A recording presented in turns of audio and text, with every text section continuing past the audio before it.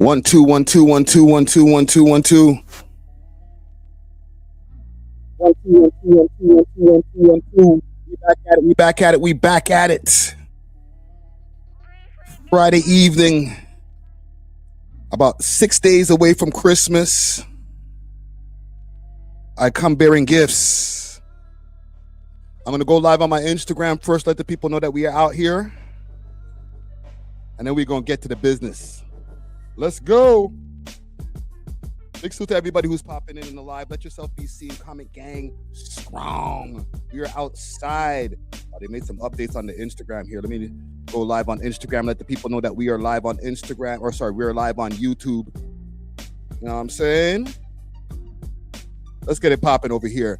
Where are we live? We are live on the gram over here on my phone for the people who are watching on YouTube. We are live on YouTube. Hit that like button. Hit that subscribe. We are live on Facebook. We are live on Twitch. And we are live on X, aka Twitter. We got a lot of things to get to today. Let's get to our list of topics. Topics. First off, we're going to get to the Toronto accent wars that's been ongoing. I think there might have been some resolution with a little extra beef that's been popping up on the side. Pause. All right. We definitely got to get into that. YouTube versus Billboard. We definitely have to get into that. There's been a crazy set of things going on in New York radio that I want to get to as well. Drake versus Glasses Malone. All right. I definitely got to get into that. The homie Glasses crashed out. Okay, we got to definitely get into that as well. We got a new music segment that's going on over here.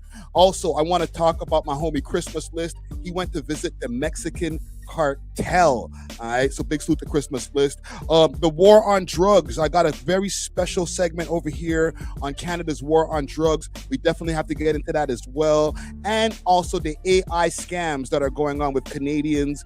Okay, like I said, we have a new music segment in there as well. There's a few people that I would like to address off the top of this live here. So anybody who's tapping in, get your popcorn ready. We are going to be locked in for probably about 3 hours and change. If you're making your dinner, you know what I'm saying, get that ready, get your drinks, get your piff. It's about to go down. For the people on Instagram, we are live on YouTube, youtube.com/welovehiphop network.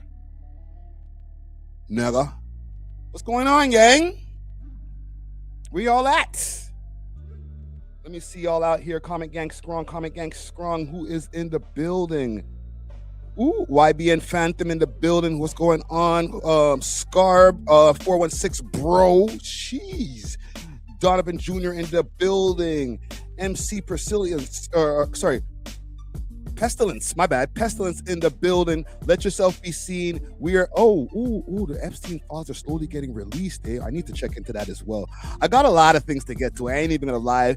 Cal 2075 in the building. Easy Fecta in the building. Adrian Fabian in the building. Gather round.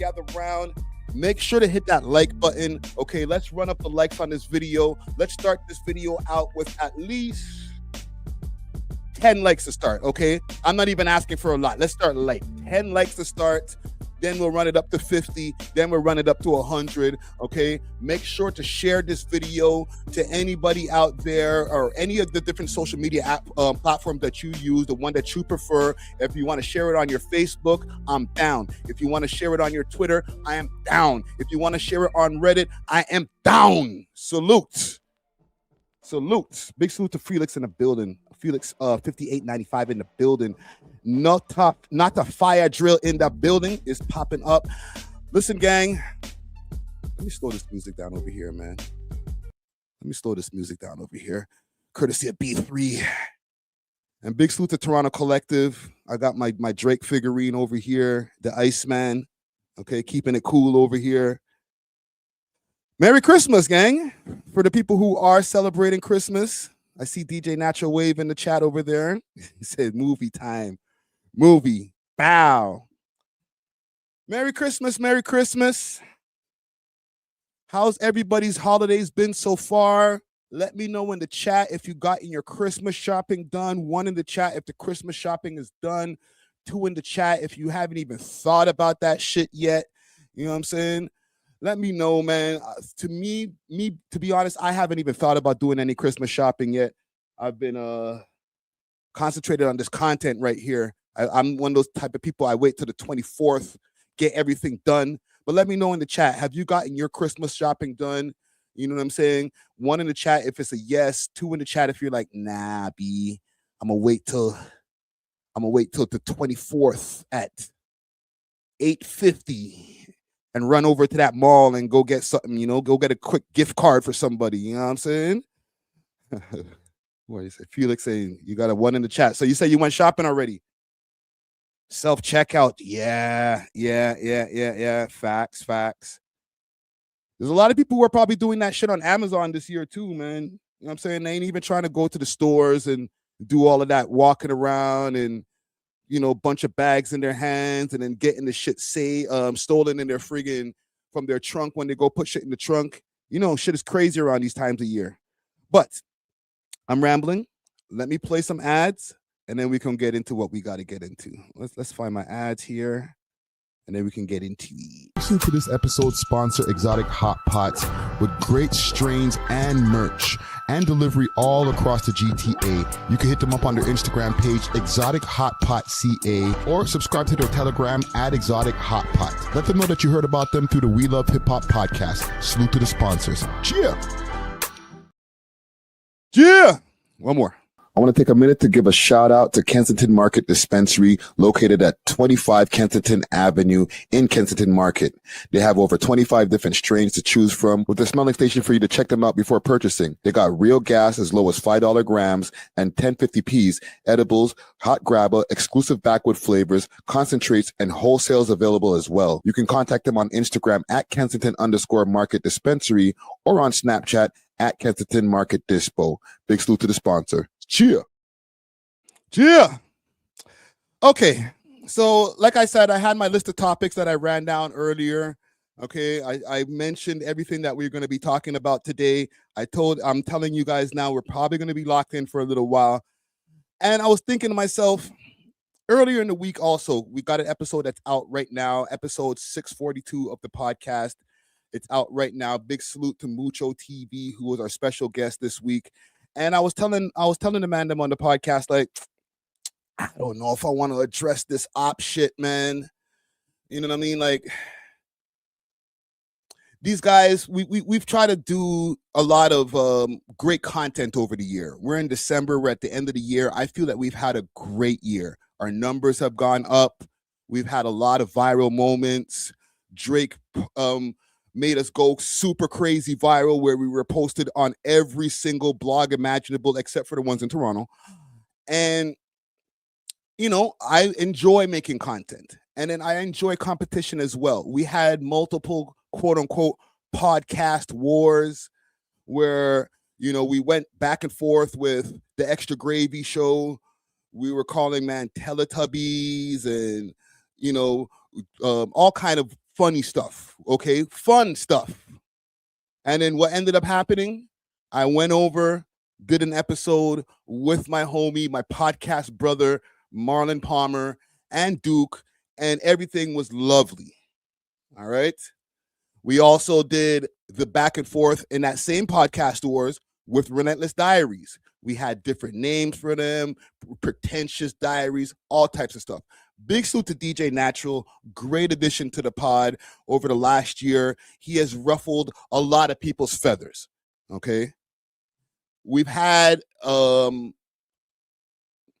would he call it? The Clout Chaser or the Fall Off of the Year awards, and it was fun. Okay, we had different awards that was being given out as far as Clout Chaser of the Year, Gossip Girl of the Year, Wastemans of the Year, and I enjoyed it. I love having fun. I love making content. Big salute to DJ Czar, who's also popping up in the chat as well. And full circle, we bought Mucho to be on the show. And let me see if I can pull up just something quickly to just show y'all just our recent episode. And listen, I'm not trying to slow walk the dog. I'm just giving you guys context to why we're even here in the first place, because it's disgusting behavior. You know what I'm saying? It's stuff that I don't condone. Give me a second here, gang. My browser is acting up a little bit. Okay. But while my browser is trying to not act up.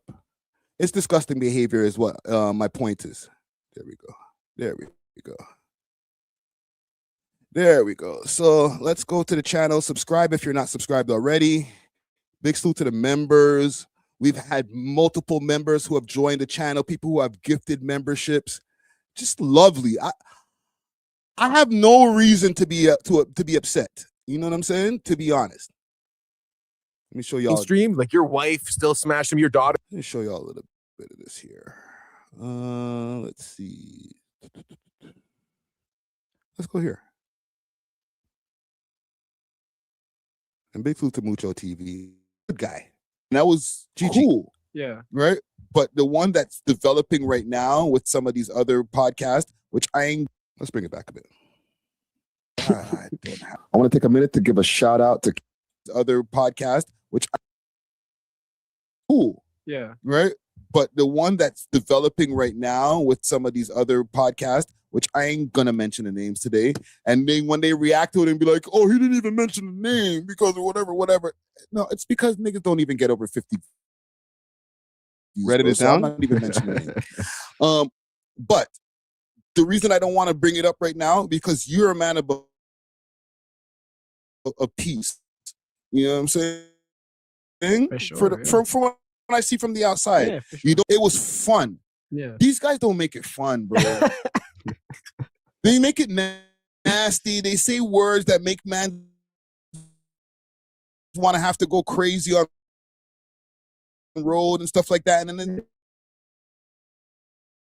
it becomes just like, it's not fun anymore. And then it makes me go crazy where I start pulling all like kind of dirty. Bro. Oh, yeah, man. It's holiday time, man. Like good energy, not that evil energy anymore, man. Like I'm just playing funeral music over and over again from slide to slide. I was playing the grams, bro. Oh, I went nuts. Playing the grams, but I went nuts. You know what I'm saying? So it's like I don't know. You were just alone in a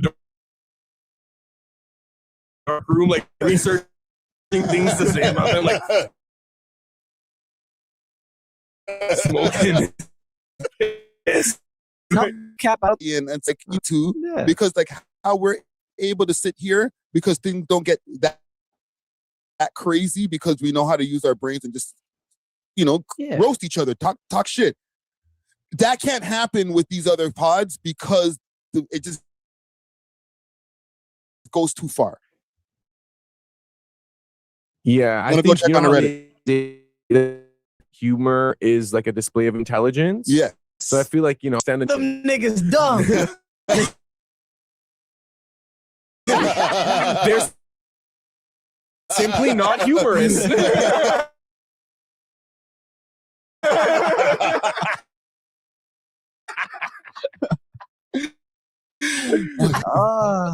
Damn. That was good. You made it crazy. Oh, it's Reddit down. Hold on. Before we continue on this here, because I seen somebody jump in the chat right here said Reddit is down. Completely. I thought you were talking about the We Love Hip Hop Reddit for a second. I was like, holy shit. Do you guys notice that Reddit is not reposted? It's not oh, I got a lag? You saying I got a lag? Okay, I'll fix it. We'll get back to this video. I'll fix the lag. That what I technically said. This guy's trying to walk across the street in the traffic without nobody calling him out. Like, no, I see you. You didn't wait for the light, bro. Here, Merry Christmas. All right, let's. I'll do that. So okay, and let me know if we're good. I think YT is lagging in general right now.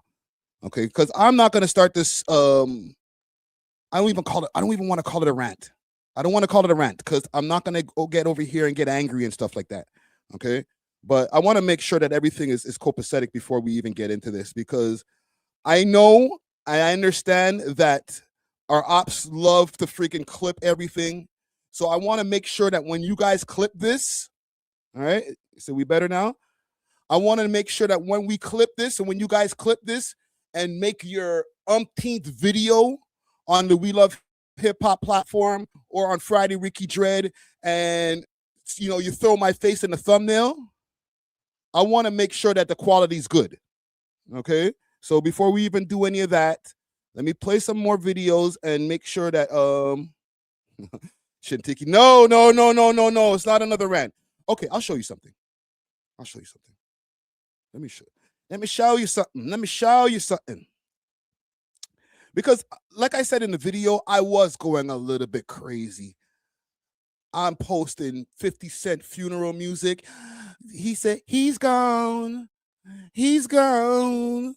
I was losing my mind. Right? He said, audio's cutting in and out. 1 second, gang. 1 second. Okay, give me a second, gang.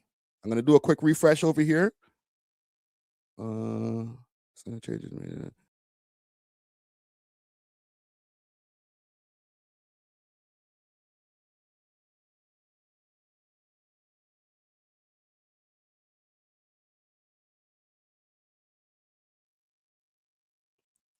Okay. Better now, gang? We better now? Let me know. She was pissing me off. And then took my camera and freaking zoomed it all the way out. But I don't care. Let me know if we're good now. One in the chat if this is running smoothly. You're seeing the spinning Drake's spinning at a smooth rate. All right. Not with no glitches. I'm not going every few seconds while I'm talking. None of that bullshit. Okay. One in the chat if we smooth now. All right. So okay. So let me show y'all what I was showing y'all.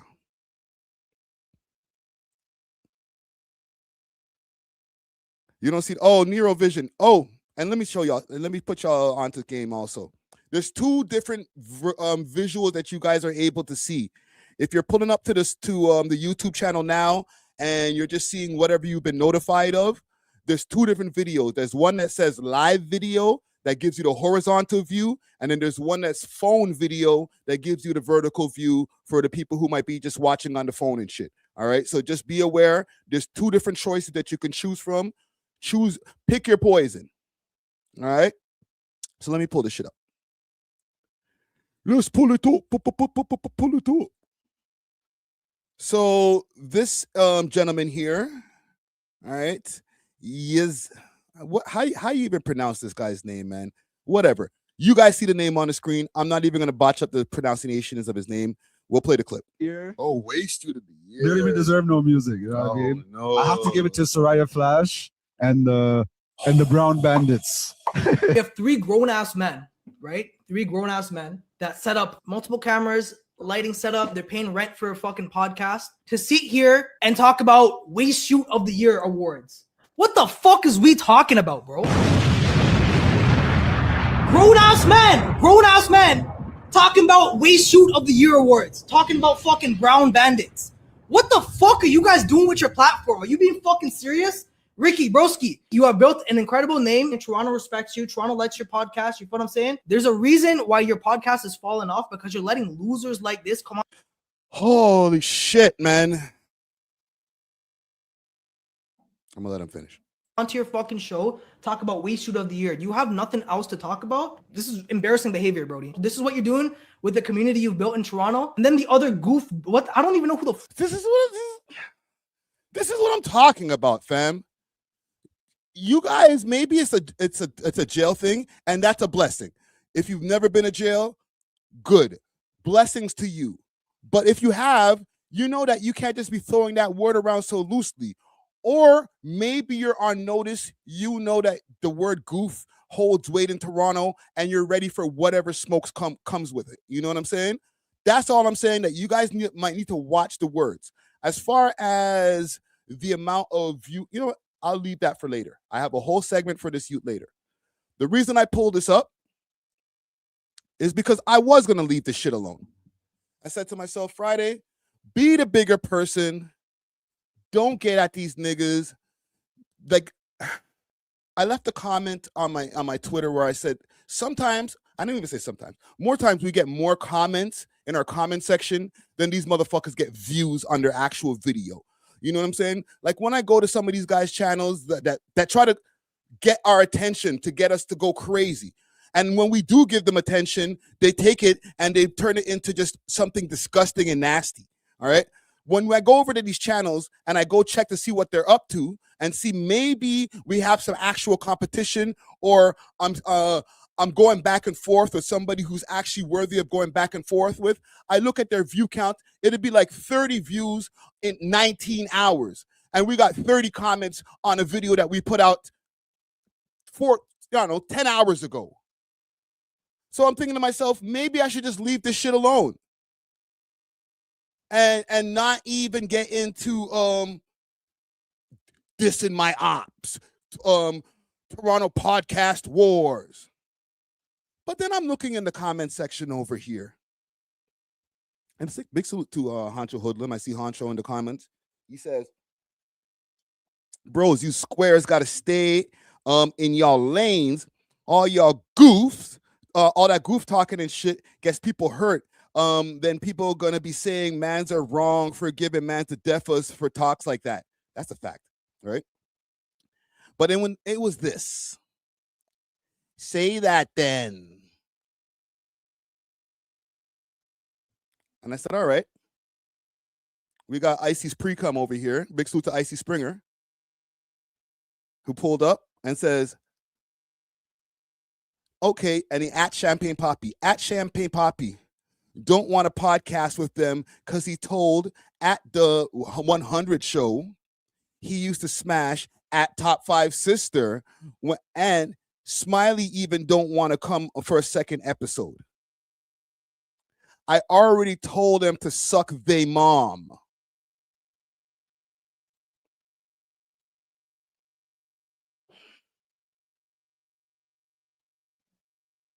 I said to myself, you know what? I was going to leave this shit alone because his homie, you know, the Predator, was like, yo, why are you picking on a 25-year-old kid?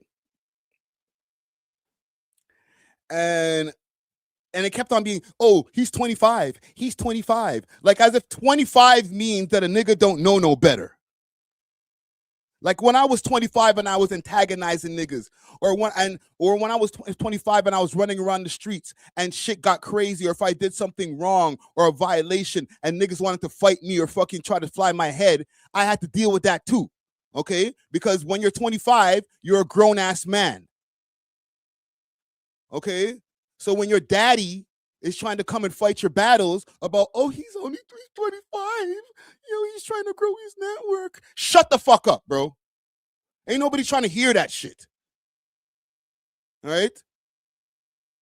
Because your little 25-year-old goofy ass little kid keeps on antagonizing the man them.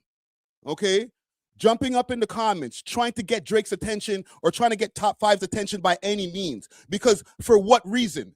Because you're trying to tear down what we got going on over here?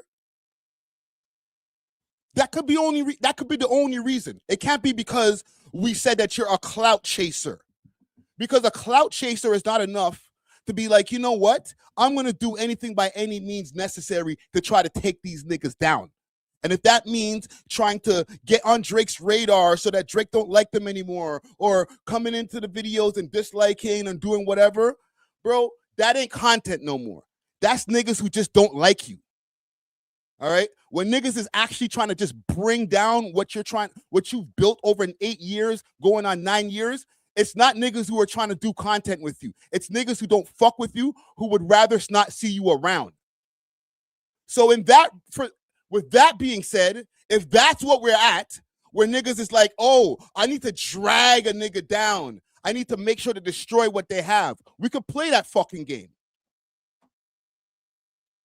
Let me pull up some shit. All right? Because this guy, the Underground Nation, who made his Suck Your Mom song, all right? And you can clip this, all right? And let me show you all something too with the GTV niggas, or not even the GTV niggas, because salute to DJ Las Vegas, real nigga, the gutsy nigga. I'm not gonna give this nigga a strike if he goes and reacts to one of my videos, because I've never given you guys a strike for the 30 videos that you guys have made on us. So then why would I start now? So let me pull up some shit, since we're going to be talking about tearing down motherfuckers. All right. First example, the name. Underground Nation. Great name. But, you know, kind of hard to find sometimes when it comes to like finding that as a new person to be able to have that name. All right. You might have to do an adjustment, Underground Nation 3 or Underground Nation 100 or Toronto or something, because more times somebody else will probably have that name because it's a cool name. Then somebody hit me up in the DMs and said, you know what, Friday? And here's the thing. People will hit me up. It's not even me having to do the research. Niggas will hit me up and be like, oh, that guy that you mentioned the other day that told you suck your mom? Oh, I got some intel on him. So when people are like, yo, Friday, oh, you spend too much time doing research on these niggas. No, I don't. No, I don't. Niggas send me the info because guess what? I don't got a problem with you, but a whole bunch of other people out there do. So then when they see, for the amount of people that you've been fucked over out there in the world, that somebody with a microphone says something, guess what? They feed that person information who has the microphone. Because they're like, oh, now somebody can speak for us for all the wrongs that this piece of shit human has done to us.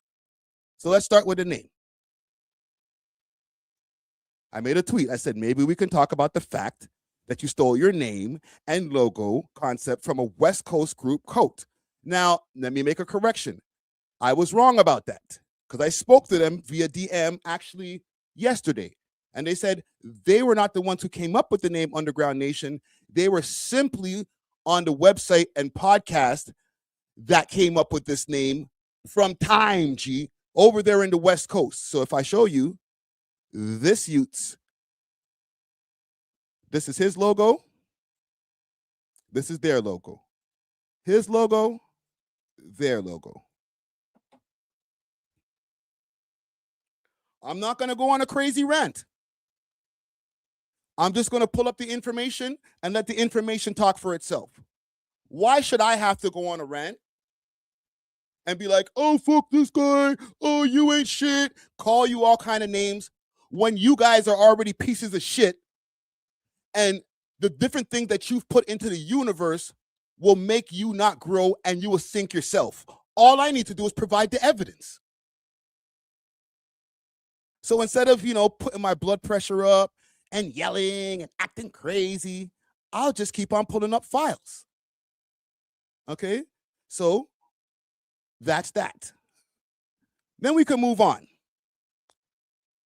All right? Because there's been different incidents also where he's like, oh, they did me wrong. Before I get off of the content stealing thing, okay, the stealing of the name.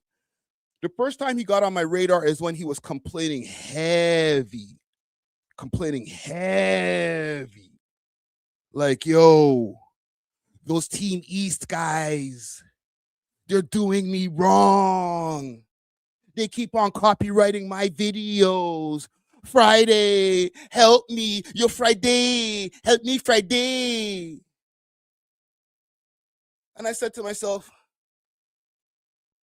before I jump out the window and defend this youth, because at the time, I'm always down to help a new content creator who's coming into the scene, who's trying to do their thing, especially when I see that they have a work ethic, which I see that he does. But there's a difference between having a work ethic and then having a work ethic where you just steal shit and just try to do whatever you want. And then when I started looking into the case, I'm like, nigga, half of the time you're using way more than you're supposed to in their videos, and then you can't be trying to make them look like they're the ones who are victimizing you when you're actually stealing.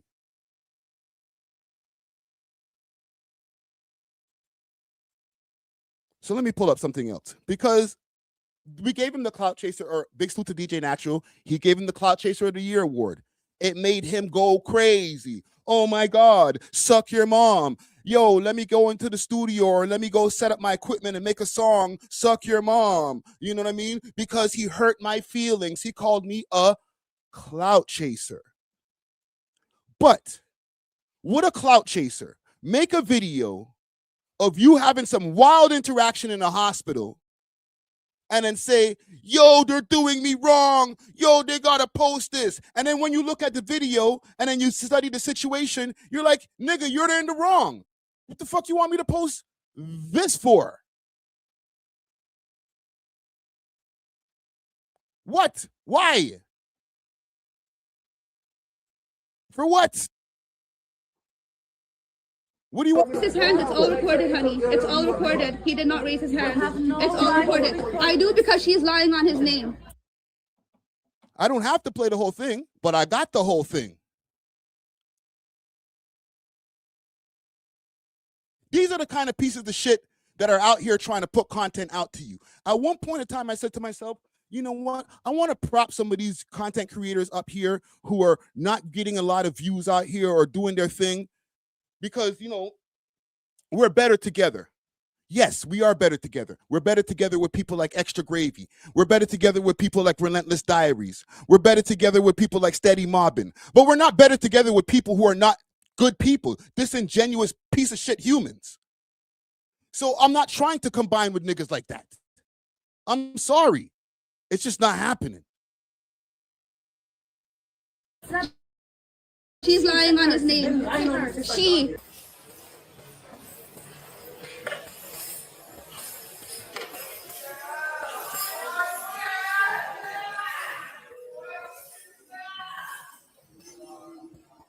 How you got a video and you put it in slow-mo? I didn't put it in slow-mo. You put it in slow-mo. So who's looking for clout? Niggas edited their video of getting accosted by security. But you don't want the Clout Chaser of the Year award. My youth, accept your award, brethren. It's fine. You see this? I got this. Big salute to Rap Cat T.O. They gave me this for Podcaster of the Year. You can't have one of these, but you can have a Clout Chaser award, bro. Not in your property anymore. No.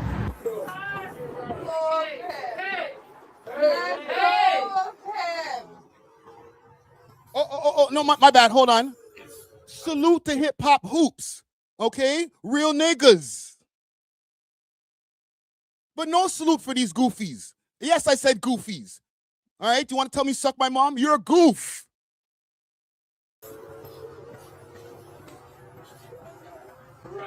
Rest in peace to my mother. Hey. Weirdo. How you got that shit in slow-mo? How you got your clout video in slow-mo? Holy. This is what you got. Listen, I'm sorry. I don't want to be the only one out here pushing the culture forward.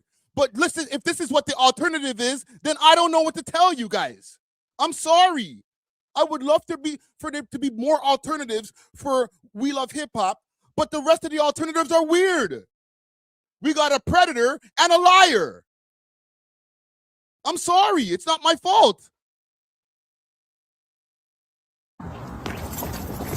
He can't breathe. He can't breathe. Okay, I can't show this because I'm not getting my video demonetized. You know what I'm saying? About this as well. You're eager, right? About this as well. Yeah. It's still recording. Yep, it's all recording. You know what? Let me save this youth here. Let me save this youth here. All right? Because I don't know. I don't want to get sued. Niggas might get angry. But when I did post that, I posted a clip of that in the stories. Okay? And when I posted a clip of that in the stories, Flex Your Mind Network, I'm roasting your friend. And you be acting a little bit cute too, but you keep it about hip hop. So, and you don't be telling people to suck their mom. So I'm gonna allow you. I'm gonna let you live, nigga. But don't let me put you up on a fucking Summer Jam screen or Winter Jam screen neither, nigga. I've seen you put a lot of thumbnails trying to kick my back in too. So don't be asking me what the fuck is going on, nigga. So I said, the little waste shoot Sam's been in Toronto stealing content, moving shady outside as a security guard. And in the last slide, he begged me to post months ago to raise his followers. Well, it's shine time, boy. I'm going to give you the attention. I just don't know if you want it. So then here's what happened. I posted this in my stories. Box teeth named Underground Nation. This you? And then somebody hit me up. They said, this nigga was doing security at a drip room event downtown and tried to sell us fake beer that they didn't sell at the venue. Fucking waste, man. I had to tell him to run up, yo, with that. You're going to get us banned from here. And I said, oh, well, goddamn. That's some nasty work. Holy shit. You're trying to tell me the man put on a security guard costume, faked being a security guard, or was actually a real security guard for real, and did a bunch of fake shit in the club?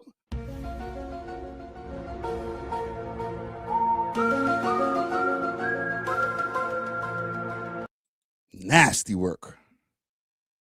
But wait, it gets worse. I got a DM from the promoter. And the funny thing is, I kept them anonymous, but they had jumped into my comment section, and I'm just checking to see if they were going to, I was going to see if they were going to come and do an interview, but I don't know if they're down to do the interview today. They said, yo, actually, you know what? Let me read the rest of it. Y'all can see what's up on the screen. I'll read the rest of it.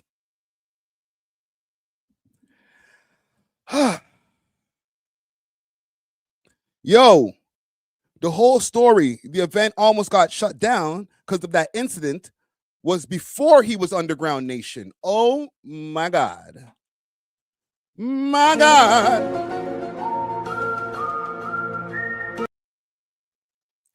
Event named Dreams to Reality. My first sold out show, I threw myself. This was the first and last gig with us. I never called them for any of our events after that. We always triple up on security, had multiple teams at the venue, and had to explain at the teams at the venue that day. And then he said he'll explain the rest. All right. The thing is, R.I.P. to Dope Boy DQ. This was the last Dope Boy DQ show ever, because after that he passed away to gun violence in the streets over here of Toronto. He said the whole place was vibing up, filled up, 230 people. And then booms, lights shut off, music cuts, and the venue was trying to shut it down. I had to make a decision if I let the show get shut down or if I save it, and it was like time froze. But yeah, I ended up getting another chance from the venue, and yeah, we all got bare stories from that night and the fuckery that was going on that night. All right. So basically, this guy not only hit up the homie who I will keep anonymous, he went to multiple people in that venue that night of the Dope Boy DQ show, trying to sell them beer from the fucking street. All right. I'm sorry, gang. It's not my fault that the alternative to content, we're trying to find out what's going on in the scene over here, not just hip hop content, but like political stuff and all that. I'm sorry that the alternatives are pieces of shit. UC Hamburger, technically it's not fake beer. The beer was real. When you drink it, it'll probably get you drunk, everything. It's just that they weren't selling it at the bar. This guy's probably wearing a security uniform, pulling beers out his pants like, yo, I'll sell you a beer. Why is it so hot? Because it was in my pants. You know what I'm saying? Like, nigga, what is going on? Flex Your Mind Network. I barely know, dude. Don't worry. I'm saving you the time of having to get to know somebody who's going to end up fucking you over later on. Because this is the same guy that I brought up on my platform multiple times because I try to look out for these artists out here. I go to mad podcasts out here, okay? I've done interviews on podcasts that the video never even came out. So when his predator daddy gets up on his platform talking about, oh, this guy doesn't even support no people out here or none of the smaller platforms out here. No, I just don't support y'all niggas. Because y'all niggas sit there on your little platform over there at the radio station and over there at UFT and kick my back in every time you get a chance to. So as anybody wants to know anything and moving forward, let's pull up his channel, okay? If you guys want to subscribe, go subscribe to him. That's fine. Just know in the back of your mind, or just remember that for Friday's telling you, not everything that's coming out of that guy's mouth is real. Probably only 5%. Let's look him up. Let's look him up and give him some attention. Oh, he's 25. Oh, you can take a 25-year-old down. Shut up. You're next. Merry Christmas, niggas. He managed to get himself a nice little 4.6 thousand subscribers, so that's great. Okay, this guy here, the one who interviewed the 14-year-old kid who freaking stabbed the old lady and killed her, that guy. Yes, him. Okay, this is your alternative. If you want an alternative to We Love Hip Hop, you can go over here, listen, let him get his lies off. What did Drizzy say on the song? I'm gonna leave you the last few bars and let you niggas get your lies off. All right, go subscribe to him. All right, you're welcome. Now,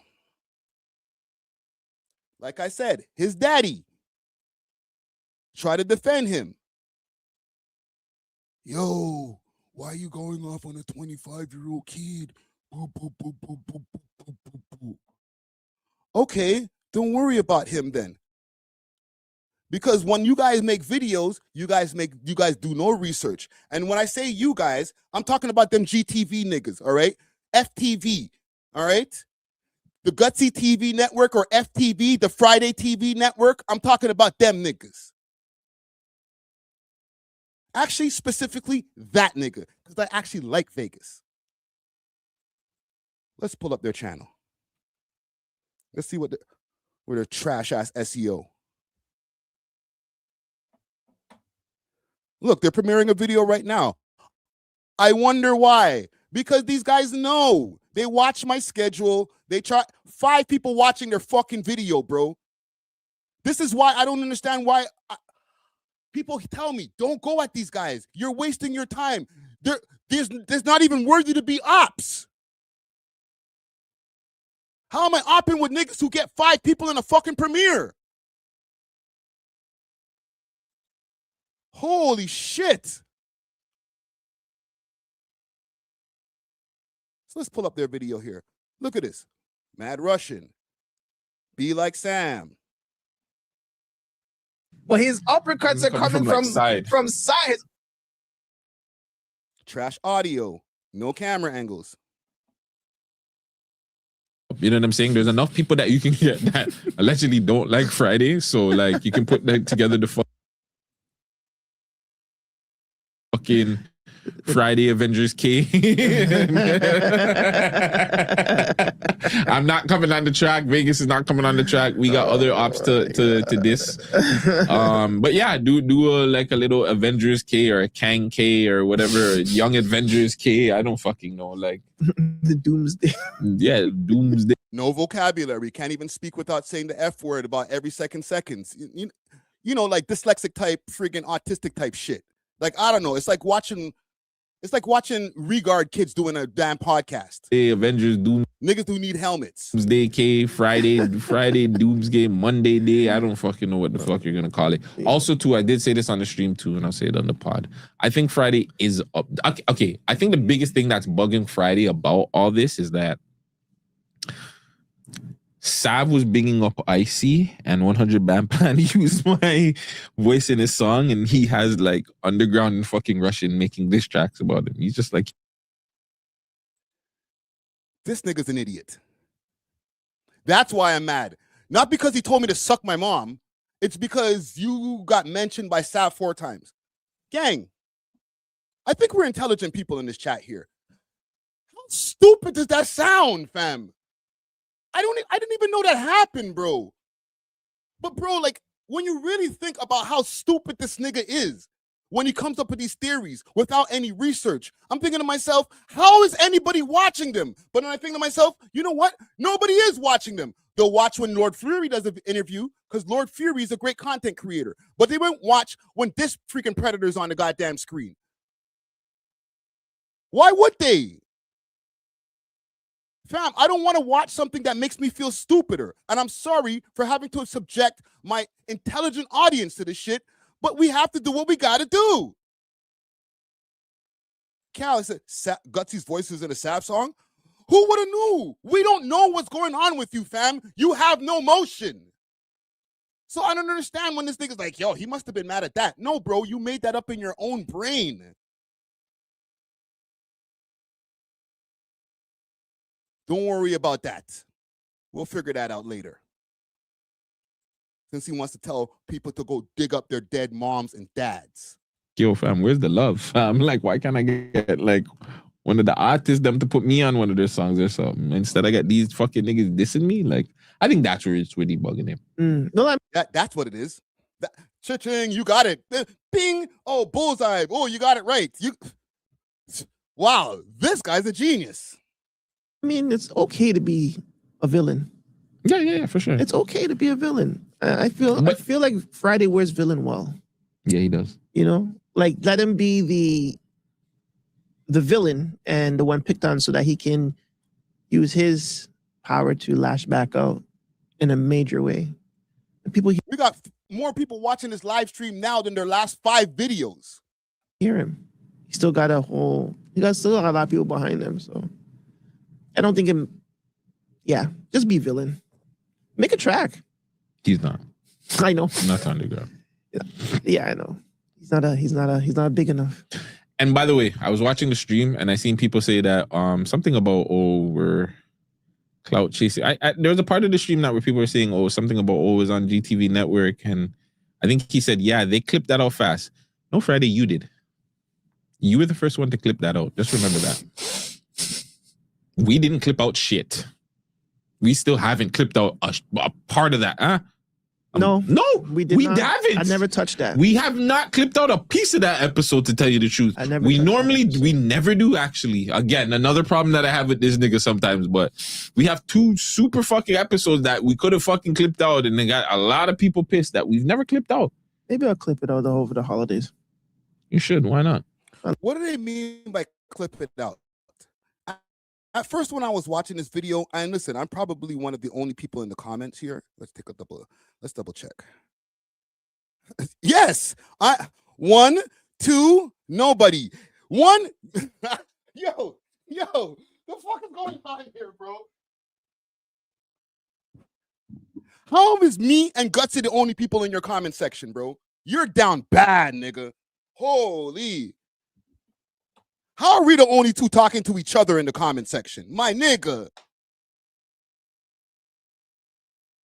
Let me come manage you again, bro. Come on, fam. Let me help you again, bro. I can help you with the SEO, fam. You know what? We could even take the whole GTV network, start uploading the shit to the We Love Hip Hop platform, and then get you right again, all right? Pause. Because this nigga's like, and we'll get to his tweets in a second. But one of his tweets, I'll give you some foreshadowing, was, like as if I'm his freaking bitch or something, or his boyfriend or something. Like, I gave you the best years of my life. I gave you the best years of your life, nigga. Nigga, no, you didn't. Our viewership has doubled since you left. Our subscribers have doubled since you left. A lot of people told me behind the scenes, bro, I'm glad that nigga left. I dodged a motherfucking bullet, nigga. I had bitches behind the scenes hitting me up in my DM saying, this nigga touched me. So what the fuck?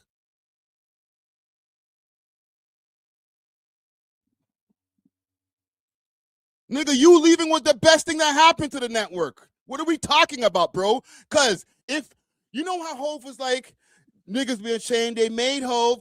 Okay, made Hove say, okay, make another Hove. They made another network, and the shit has never risen over the last 4 years. These niggas are still doing 30 views. They did 19 views in 19 days. But you brought the best years that are left to this network? Fuck out of here. A lot of time, and we have a lot of fucking time to cover. But yeah, you were the first one. Weirdo. Yeah, he was. Yo, bro. He clipped it same day, I think, right? Yeah, my nigga, we were in the studio watching the shit at the same time. And the shit wasn't even done yet. I think we didn't even get to the part where we ended up outside, and you know what I'm saying? Like, by the time. Yo, Vegas, this is a bad look for you, bro. You know what I'm saying? I'm sure you're probably not even getting as much studio sessions going on like that. You got Predator sitting next to you, bro. It's not a good look, fam. By the time it went to the outside and we were in here for a little bit, fam, that shit was uploaded. Yeah. But these guys were on it. These guys were on it. But, you know what I'm saying? But we're the one, yeah, man. We don't want to go viral like that. But yes, shout out to. No, we're going viral today. We're gonna all go viral today. From nigga. who? From Sam. Check the group chat. I think I sent it in the group chat. Jesus Christ. Workout video now. Amazing. This one? No, the other. Oh, yeah. Right there. Right here. This one? You better save it because it's private. Oh my God. You have to download the thing.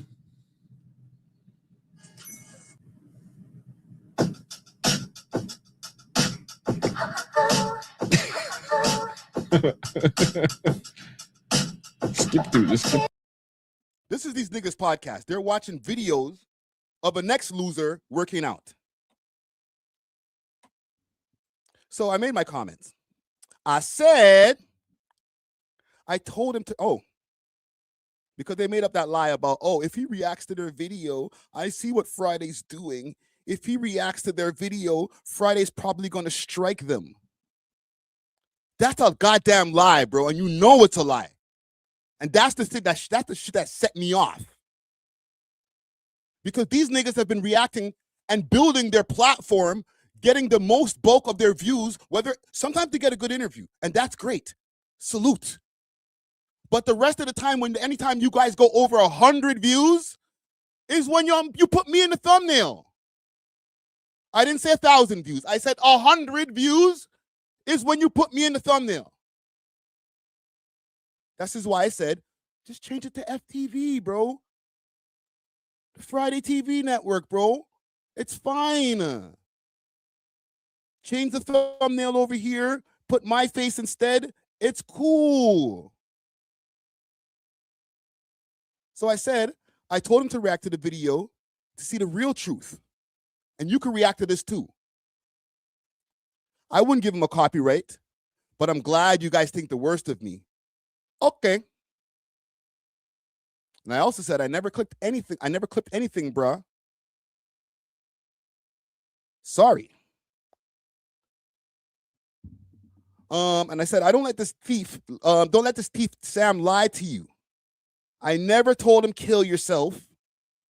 He's a thief and a clout chaser. By the way, I don't think it's your little salve. I didn't even think about your little salve post neither. That's not important. Let's go through the channel. Actually, before we go through the channel, because I'm going to slow walk this dog. All right? Because this is the last time I'm going to be speaking about these niggas. All right? Mark my words. This is the last time that I will be speaking about these niggas because they don't have any motion in the city. Niggas fuck with them, but their channel has no motion. Let's go to Twitter.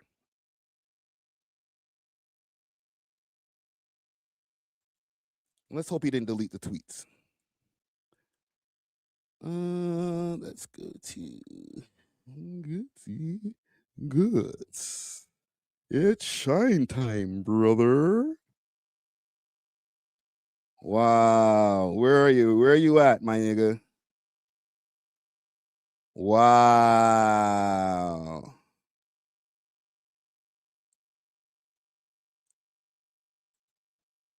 Wow. Don't tell me you blocked me. Demon. Holy.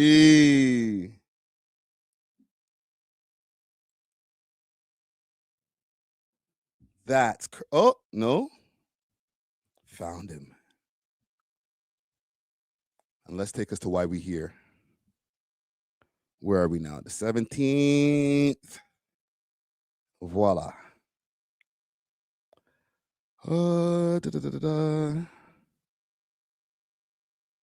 Okay, here we go.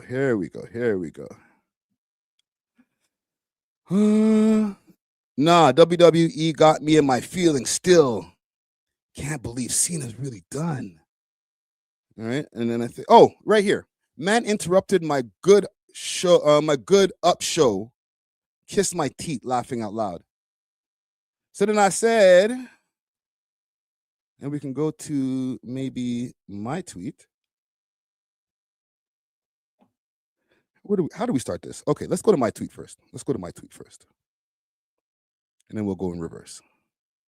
Because I haven't been tweeting a lot, so we don't have to go that far down into the archives. So I said, yo, Gutsy, I spoke only good things about y'all for weeks, but I can see you still mad.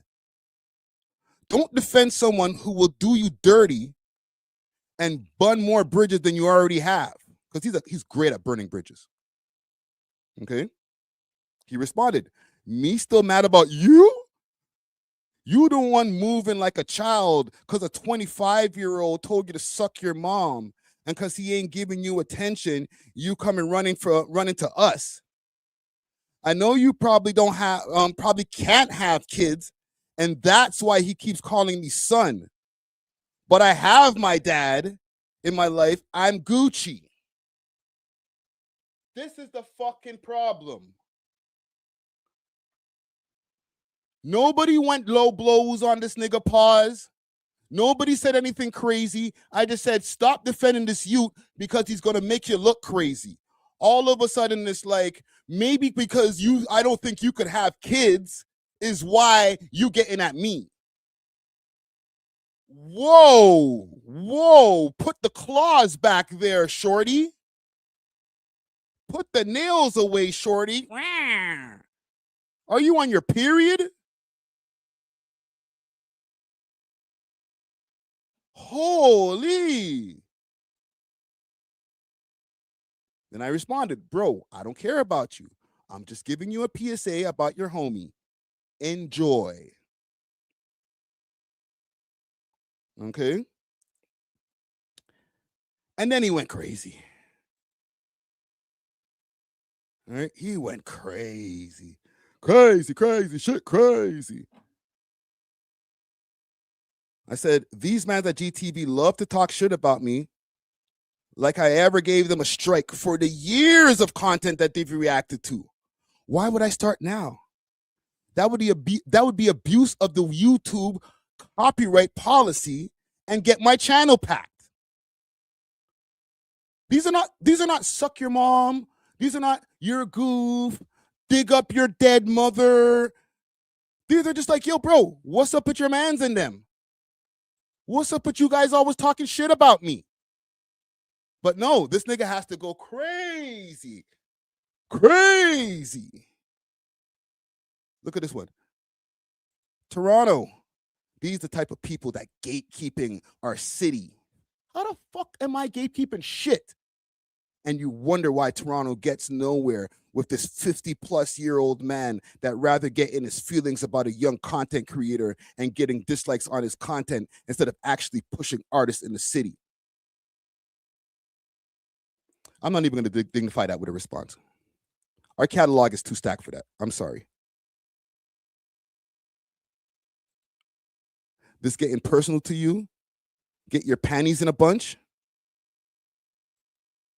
This false info, that's personal. Let's go a little further.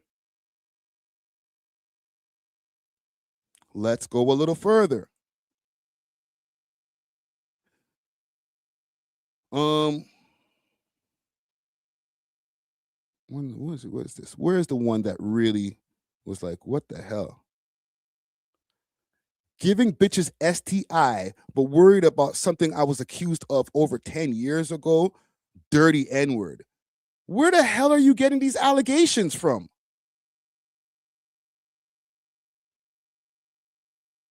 This is when niggas just start making up shit. Oh, you're a woman beater. Or, oh, you're all of this. Nigga, your shit was in a newspaper. So when he says, oh, the man posted me on Reddit, yes. You tell a nigga to dig up his mother? You try to put lies on a nigga dick? Put allegations on a nigga? What? You're talking to, we don't talk to the same type of bitches, bro. So if I talk about, oh, yo, you put me on Reddit. Oh my God, you put me on Reddit. Yeah, nigga. Who are you telling to go dig up their mother, their dead mother and dead father? We didn't have to go all the way there, nigga. That's crazy. You got anger issues, bro. They be saying I got anger issues because I'm always on a rant. Nigga, you got anger issues. Or you just don't like me. I think that's what it is. It's not about the content. You just don't like me. And that's fine too. But when a nigga left, I didn't fire him. He left. Dodge the bullet. Dodge the bullet. Never forget. I'll put this. Never forget. I'm sorry I put this offender on the screen in front of y'all. Forgive me. I'm sorry.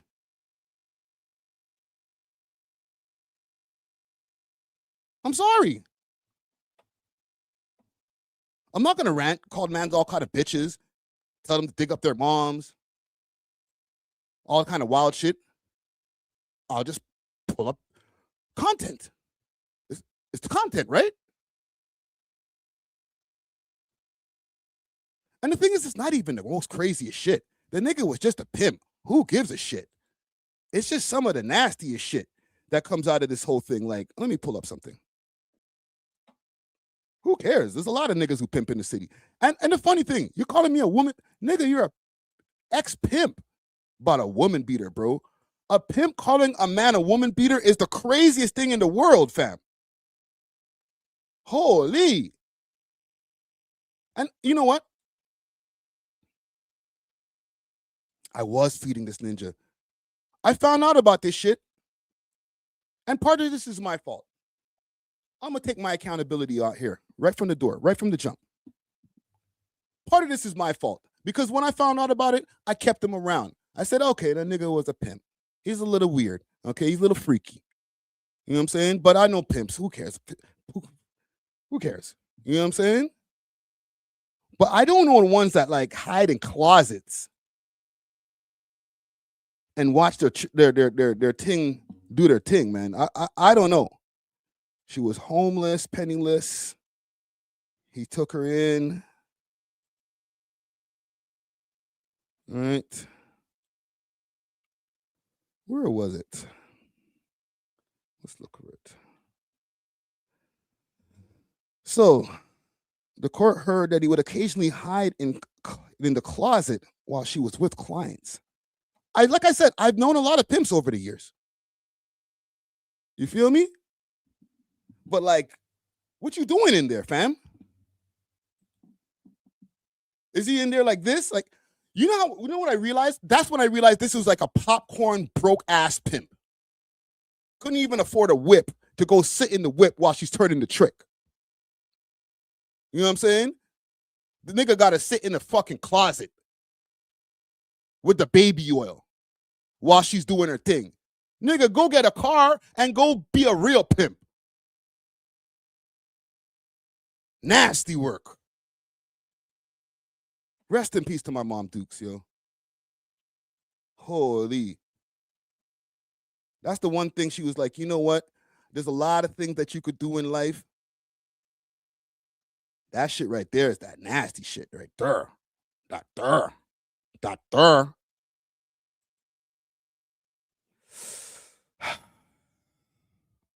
But hey, he wants to call me a woman beater, right? The PI says you beat women. All right, bro. I'm living in a simulation, my nigga. The worst part, I did write an apology for this nigga too. Because I was looking out. You know, me being the piece of shit that I am. I was looking out at the time. But then what ended up happening, y'all never got to hear that shit. Yo, broski, yo, I sound stupid. Yo, I sound dumb, man. I don't know, man. People are calling me. They don't like it. Yo, can you cut it out the video, bro? Come on, bro. All right? Surviving Gutsy should be a movie. Holy. Listen, I'll show you something. And then we'll get off of this. We'll get to topics. I told you, we're going to be here for a while today. All right, we'll get to topics. I'll show you something. Because this will be probably the third time that I've spoken about them. And I'm not even going to use your name in the freaking title. Your name has no SEO, so why would I put it in the title? But if I go up on their channel, the FTV network, you gotta love them. They help the views go up so good on this channel right here, man. I gotta thank these guys for the years of content that they've made that's helped us elevate over here. Comment gang, you guys should thank them as well, all right? Every time that you guys have seen the elevation of this platform, a percentage of it, small percentage of it, has come from these guys keeping my motherfucking name in their mouth week after week after week after week after week. They've helped my SEO grow. They've made my visibility even grow more as far as like thumbnails that you can find on Google. If you look up Friday Ricky Dread, you can find multiple thumbnails that ain't even from this channel. They're my promo team, bro. I love it. I love it. Right? Moji takes shots at Friday. Oh my God. Oh, despicable rotten kid. Underground Nation versus Friday Ricky Dread. At least he spelled it right. Right? 1 day ago, 445 views. You're welcome. Right? Rock Boy versus Friday Ricky Dread. Ooh, my God. Right? Why Toronto blogs are afraid to post about Drake. I'm sure I'm in there somewhere. Oh, there it is. The recent viral moments where Friday, We Love Hip Hop, okay, covered the Drake/T.I. rumor. All right, you're welcome. We keep it viral over here. We got hot takes that people actually listen to. So I understand. Keep on glazing. Another Friday episode. TV network. Ras Fresco complains. Friday's alleged son throws. Yo, like, nigga, it's creepy.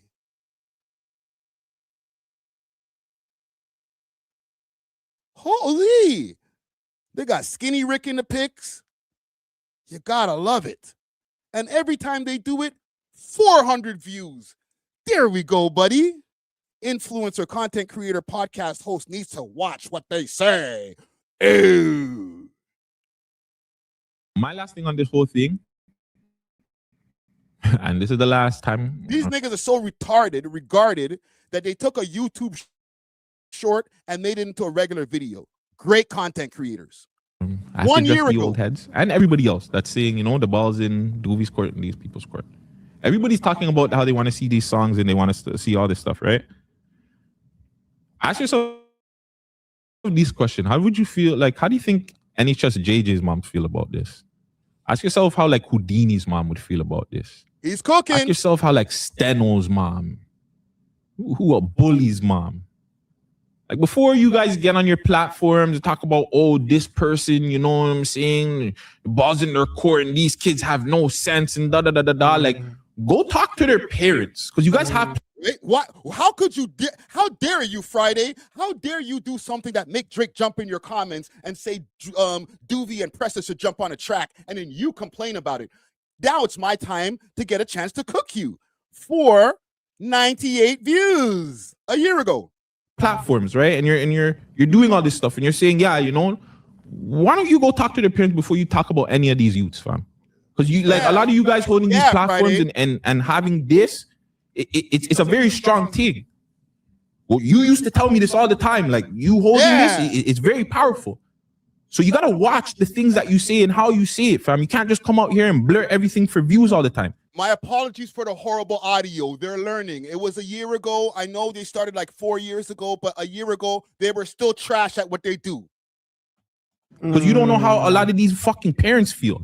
So you're out there having a platform and you're doing all the, oh yeah, doobie this, doobie that. Yes, Friday, Kofi, Carmichael, I am talking to you. Don't do that, fam, because you have a big platform, yet you've not talked to any one of these parents. And I'm pretty sure you're going to hear this. You're going to send your little sub on Twitter or whatever, and then you're going to go talk to them. That's what you should be doing before you say anything about. I didn't. I moved on with my life. But keep cooking. Any of these kids, because you don't have fucking kids. You don't give back to the city. I don't see no we love hip hop, I love hip hop fucking give. This nigga gets one kid and he's like, you don't got no kids. The nigga spent freaking I don't know how many years taking care of somebody else's kids. Now he got one and now he's the father of the year. Fuck out of here. Back to the city or giving back to the youth or any of that shit. So don't sit down here and talk about these kids or this and that and the third unless you're doing something to actually fucking help them. You've been cooked, Friday. You have officially been cooked by Gutsy Guts of the FTV network. Whew. What's this one here? Drake versus Toronto blogs. My name's not in the yo, why don't you put my name in the title? You found a nice picture of me? Holy. What about this one over here 11 months ago? And this one was just 4 weeks ago. Demand them discuss whether the actions are treason. 29 minutes. Woo! That whack 100 time, that was a time. It was a time. A time was had. This one we just watched recently, okay? They try to sneak that one past, but I caught you. So even when I'm not in the thumbnail, they talking. Just change the name, fam. It's fine. FTV Network. I'm sure if I go to the episode right now, what do they got right now? And then we'll leave this, okay? We'll get to actual topics with people who actually have motion. Okay, let's premiere. Send them a like. Bunch of windows there. You don't know who's fucking sleeping in their bed. You should be accountable. Oh, they're salute. Gonna be accountable. This is the woman who And lost if nobody her son. knows my name, they're gonna fucking know my name. Trust me. I'm telling you that right now. Government too. I mean, at the end of the day, we're looking at it like these are young youth that have guns. Yeah, at the end of the day. Like, we can look at because they're getting groomed because of our Youth Criminal Justice Act. See? This is why it would be better if I can promote these guys. If the guy who was sitting there with the hat over there wasn't a predator and a waste youth, because they actually can do good things for the city. And if we work together, it would be better. But guess what? I can't work with weirdos. I can't work with people who sit there and kick my back in every time they get a chance. Or I would be able to help push this shit past 50 views. When the premiere is done, it'll sit at 50 views, maybe to 100. Okay? This woman's message needs to be spread. Let me do this. All right? Listen, for Shorty who's on the show, pull up. I'll contact you behind the scenes, but I'm saying this publicly. We're gonna make sure that we amplify that message. I had the homie on the show earlier. Big salute to Marcel Wilson, who was also very heavily involved in that case with Javay Roy. Okay, he's one of the people who was from the neighborhood. He's been very, very hands-on with that. So I had that interview with him. The interview did great. I think it's at like 4,000 or 5,000 views at this point. It did great. All right. The awareness and the message is spreading throughout from the We Love Hip Hop Network, because that is my job, to spread awareness, teach people something, bring the city together. But their production looks great. It's just that they ain't got no motion. So I don't want people's messages to get subdued and not really be able to get out there. So I will invite her to come here on our podcast, the We Love Hip Hop podcast, and make sure that your message is actually amplified, because we do care. All right. And, you're just going to go over there and you're talking to like 5 people. So to make sure that that message is actually amplified, I will hit her up behind the scenes and make sure that you guys are able to see an interview over here with the We Love Hip Hop Network. All right. Other than that, that is all I have. I did have a little bit of rants. I yelled a little bit, but mostly I just let their own content do the talking for them. Okay. I don't need to tell you guys that, suck your mom or you're a goof or dig up your mom or dig up your dad. I just have to give the people exactly what you guys are doing out here. The files are out there, .com. We can find everything, and your own actions can sync yourself. All right. Merry Christmas. Anywho, that was fun. What else is going on in the scene? Oh, yes. The Toronto accent kids. So the Toronto accent kids lashed out. Okay, we'll stay kind of in the same vein of what's going on here. Pause. I don't know. No pause. All right. The Toronto accent kids, they've been crashing, bro. I played the video earlier, but now we can play it in full succession now. As far as, I forget the brown youth's name. He went off, though. He wasn't feeling the award show. Okay, the Waste Man of the Year award, he wasn't trying to accept his award. So let's go to the clip and get into this Toronto accent wars. Oh, look at this. Hold on, gang. Good thing I have this. I saved everything. Look at this. It's gone. Friday of We Love Hip Hop just pissed off the brown boy. Why is it gone? That's crazy.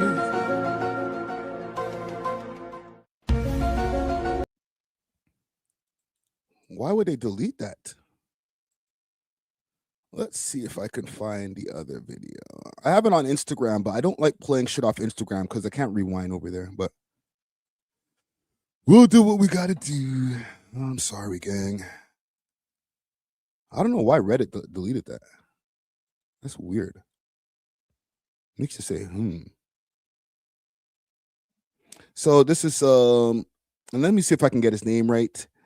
It's I don't know, man. I can't pronounce this shit. Hold on, let's go to his page here. MT. All right, salute to MT. The waste youths of the year. Oh, waste youth of the year. They don't even deserve no music. You know what I mean? No. I have to give it to Soraya Flash and the Brown Bandits. We have three grown-ass men, right? Three grown-ass men that set up multiple cameras, lighting setup. They're paying rent for a fucking podcast to sit here and talk about Waste Shoot of the Year awards. What the fuck is we talking about, bro? Grown-ass men talking about Waste Shoot of the Year awards, talking about fucking brown bandits. What's wrong with that? And you got lights, bro. It's not like you're using the light that's just came with the house. You got a ring light. You're using a light right now, and you got cameras and a laptop. So only kids are allowed to use that shit? Let's continue with the logic. What the fuck are you guys doing with your platform? Are you being fucking serious?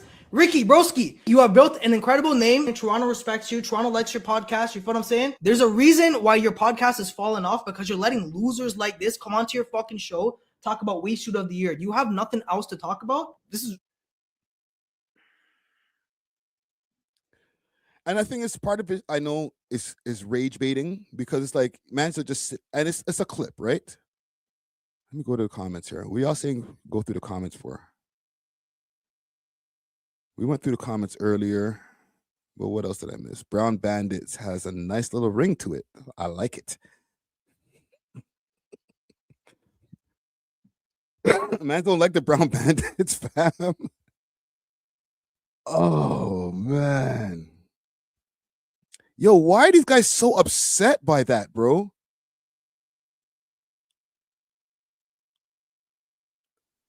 What are y'all saying here? Am I looking for something specific? Fam, we talk about the Toronto accent thing because Marlon had a whole back and forth with these guys, bro. We're keeping y'all updated.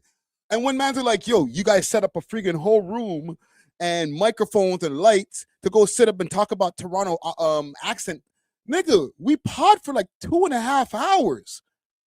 I swear to God, when we do those segments, they're probably like 10, 15 minutes. and then we move on to some other topics. It's not like we sit, oh, okay, lights set up. All right, okay. Let's talk about the Toronto accent kids and how we think they're cringe for 2 hours straight. No, nigga, we talk about you for like 10 minutes, bro.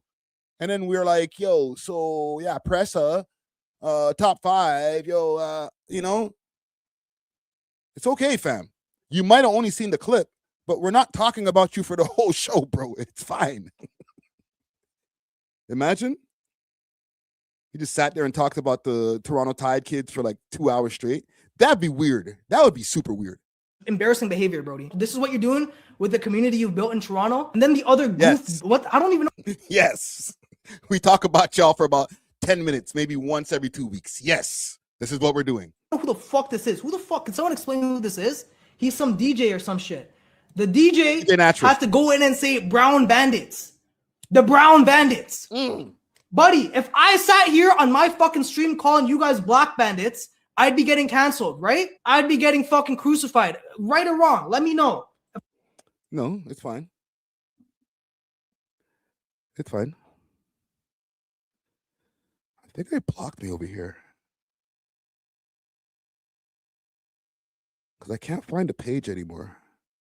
Is this it? What's the best accent in the world? You know, I care me a real Eastman, Jamaican, real bad man. The best accent has to be toot. My word, it has to be the Toronto accent. Broski, I'm hearing a lot of men speak about this accent, and I'm saying overreacting, and all the older dinosaurs are talking about me, but Broski, you're a Gerber. My word.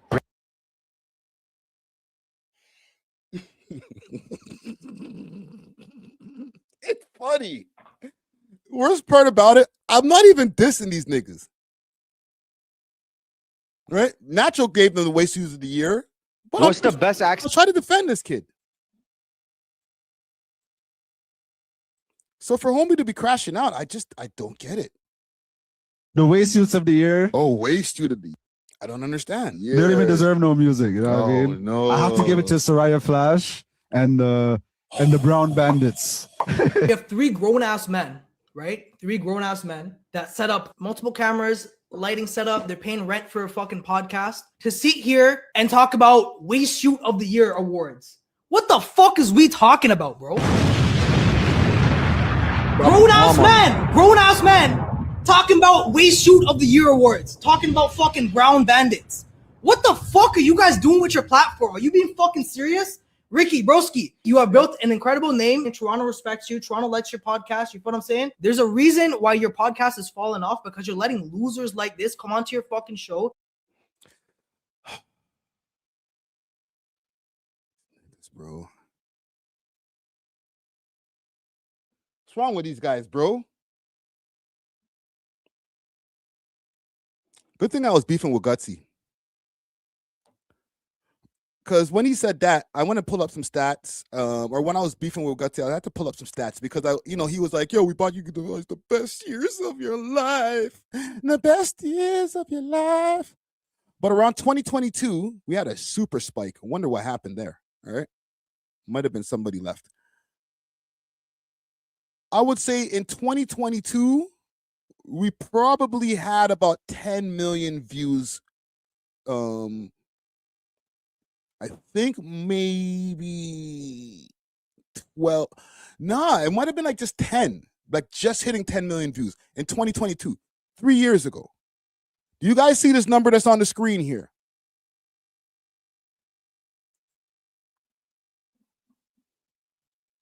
So in 3 years, since 2022, we've accumulated an additional 10 million views on our channel. I guess we're falling off. We're falling off. We're falling off. It's over. I'm quitting. It's over. We're falling off. Talk about Waste Shoot of the Year. You have nothing else to talk about? This is embarrassing behavior, Brody. This is what you're doing with the community you've built in Toronto. And then the other goof, what? I don't even know who the fuck this is. Who the fuck? Can someone explain who this is? He's some DJ or some shit. Brethren, you got to watch the G word, bro. And I know Natural, he's not on some gangster shit. You know what I'm saying? He's not going to like, yo, watch when I see you want to run up off you. Like, you're going to run. Like, come on, bro. You got to chill, though. You just never know. Like I said to the other waste shoot before, it's not just the people themselves that you talk about and call them goofs or tell them to suck their moms. There's people who love us out there who might be like, yo, isn't that the same you? Yo, hold that, nigga. This is Yinya. The DJ has to go in and say brown bandits. The brown bandits. Buddy, if I sat here on my fucking stream calling you guys black bandits, I'd be getting canceled, right? I'd be getting fucking crucified, right or wrong. Okay, so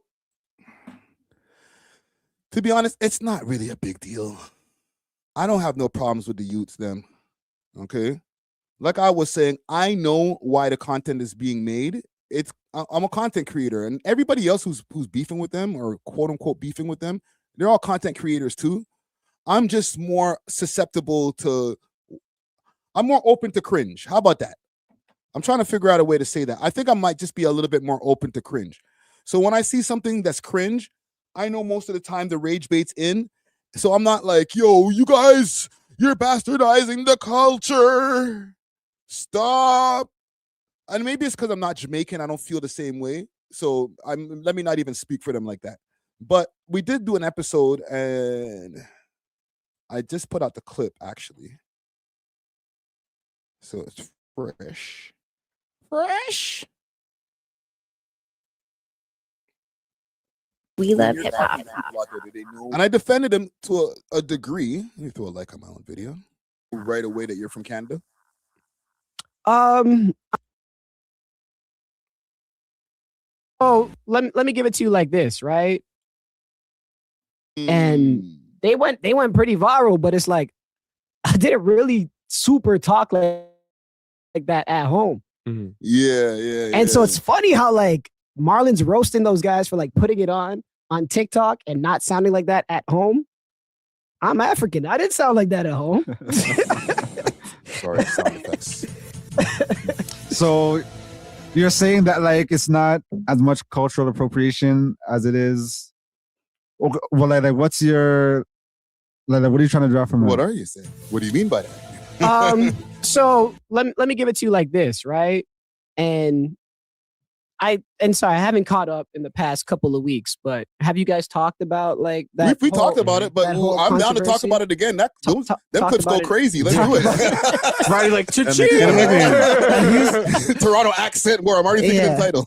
And he's pro Soraya and them. And hold on. Don't do that. See? From there, and I'll let the clip run. But Natural right away, because of the past debates or conversations that we've had, automatically assumes that I'm pro Toronto Tide. I'm not anti, but I've defended these guys with these guys on the podcast, on air, not behind the scenes. I'm not completely pro. I'm not anti. Yeah. I'm just like, let the youths them live. Let them get their shit off. Right. Because like what you're saying, I'm sure they don't talk like that all the time, but like they're trolling. You know what I'm saying? And yeah, I would never want to be like an old bitter guy, and that's what you don't want to sound like. And I totally understand, but I want to hear from your perspective because you're Jamaican, right? Yo, homie, I want my apology, bro. And Natural, I want you to take back the goof talks, and I want our apologies because Brown Bandit isn't the worst thing that you could be called. Apparently, you're a Tamil youth. Them Tamil Tiger guys, I know how to get down. But from time, the mans have probably been called way worse shit from people that are not us. So just hug it. And we've been called a lot of shit too from your people and people who are not your people. All right? Brown Bandits isn't the worst thing in the world, fam. Hug it. And I want my apology. Right? Yeah. So I want to hear from your perspective first. Like when these Gen Z TikTokers caricaturize the Toronto accent or Toronto slang, and 90% of it is derived from Jamaican culture, do you get offended? Not necessarily offended, but it just reminds me of like some Sambo type thing where mans are kind of like making a mockery of the culture rather than celebrating the culture. Because Jamaicans are like, they embrace other cultures a lot, you know what I mean? So when mans are genuine and pure, Jamaicans embrace that, you know? So like, just to see mans going around and they're monetizing off the mockery of black culture is kind of like a double spit in the face, you know? Yeah. They didn't play that clip though. They're gonna play, oh, he called me the waste shoot of the year. oh, who's this goof guy? Who's this DJ Natural guy? They're not going to play the part where he actually breaks down why he feels that way, why he doesn't like the way that they're bastardizing his culture as a Jamaican descent, a man of the Jamaican descent. Okay? They're not going to play that clip, though. They're going to play, oh, you called me the waste dude of the year. Oh, my God. You guys set up microphones and lights. How could you? Like, damn, bro, the city is wild sensitive. Yeah. I totally get it. And I feel like these Gen Z TikTok kids do go further than I did when it was, I guess, 2018, 2019 on Instagram. Yeah. Because the way I would play it up is like certain situations and caption it, you know, so people would know. All right, so let me show y'all something. And we're going to get to the next clip over here in this because Marlon, they did actually apologize to Marlon, but I want to show y'all something from Mucho first. Mucho TV. Welcome. Let's just put welcome and see what pops up. Actually, we can go to his channel. I hope there's no music that's copyrighted. Welcome to St. Catherine, St. Kitts or Cats, it depends on who's asking. Welcome to... Yeah, I'm not playing that. That'll get me copyright there, brother. That'll get me copyright there, brother. Let's see what's going on this channel. Let's go to some of his older videos. Oh, shit. That one looked old as shit. Laurier party, spring break. Let's put in Toronto. Y'all remember Toronto guy Cody also? Look at this. Montreal people versus Toronto slang. Welcome to Windsor parody. You know, everybody did their little the Toronto slang thing, or like examining Toronto slang from back in the days. Let me see this one here. This one here. What up, y'all? This is Mucho. We're filming Mucho TV. I'm in Montreal. I'm about to ask them what they know about Toronto slang. It's Grand Prix weekend. We lit. We got Carver. Take it, that joke. and it's get lit. Okay. First question. Hey, let's get it. First question is this: when a Toronto dude says "mans are marved," what does that mean? What? Mans are marved. What does that mean? I would tend to say like probably mans are pigs or something like this. Oh my God, that's where you got from that? Marved? Mans are marved me. Oh my God. Comment gang strong for the people who are in Toronto. You guys probably already know, and you can answer the question if you might not be sure. But for the people outside of Toronto, you might need some education as well. When people are saying mans are marved, what does that mean? Mans are what? All right, let us know in the comments. Just for our American brothers and sisters out there. Mans are marved, fam. I don't know. Mans are what? Okay, I'm kind of marved. So. Or something. Very close to what we mean. It could be we're about to be pigs. You want me to say it in a sentence? Yo, a man like me, I'm trying to go to McDonald's still, because you know mans are marved. Starving. Damn. Yeah. She got it right away. That's one. What is this going on? Man, I think I've been to Toronto. Dude says, top left, I'm so cheesed right now. What does that mean? I don't know. Man, I think I've been to Toronto for all of like 2 hours and I was stuck in traffic for most of it. Oh, you got it? That's what I was. Top left, I'm so cheesed right now. What does that mean? That you're broke? Wow. But in general, no. Cheesed got broke. You got broke from cheesed? Use it in a sentence, Mucho. Close. What? When I'm drunk, sometimes I get cheesed, okay? Tell Mucho to relax. That's how they do it. Top left, I'm so cheesed right now. What does that mean? Wasted. Definitely wasted. Oh, high. Definitely high. Yo, think about the fact that that's the province right next door. Holy. Anywho, I don't want to get too sidetracked here. There was apologies. Okay. there was apologies that were handed out. I think it started with them mans here. And let me see if I can find let's go to Marlon's comments first, because he did comment on this, and then we're gonna look for the apology. Because he commented on his podcast, The Extra Gravy Show. Go tap into that show. Real podcasters out there. That like whenever black people say, yo, I'm going through something, that people just get defensive. Say, no, you're not. No, you're not. Why? Okay. Why? It's my life experience. Shout out to the countless Indian people that messaged me, DM'd me, apologized on behalf of other Indian people. Like, I'm never going to put a blanket statement over an entire race because I know what that feels like. And I would never do that. So I know that there are definitely people who do not feel that way. And I know it's mostly not this generation. Like, and that's my generation and down. Like, right there. That's why I'm quiet in this, because like, I have a mad brown homies. So it's like, we're mad cool. I'm being quiet because he's talking about his experience. Yeah.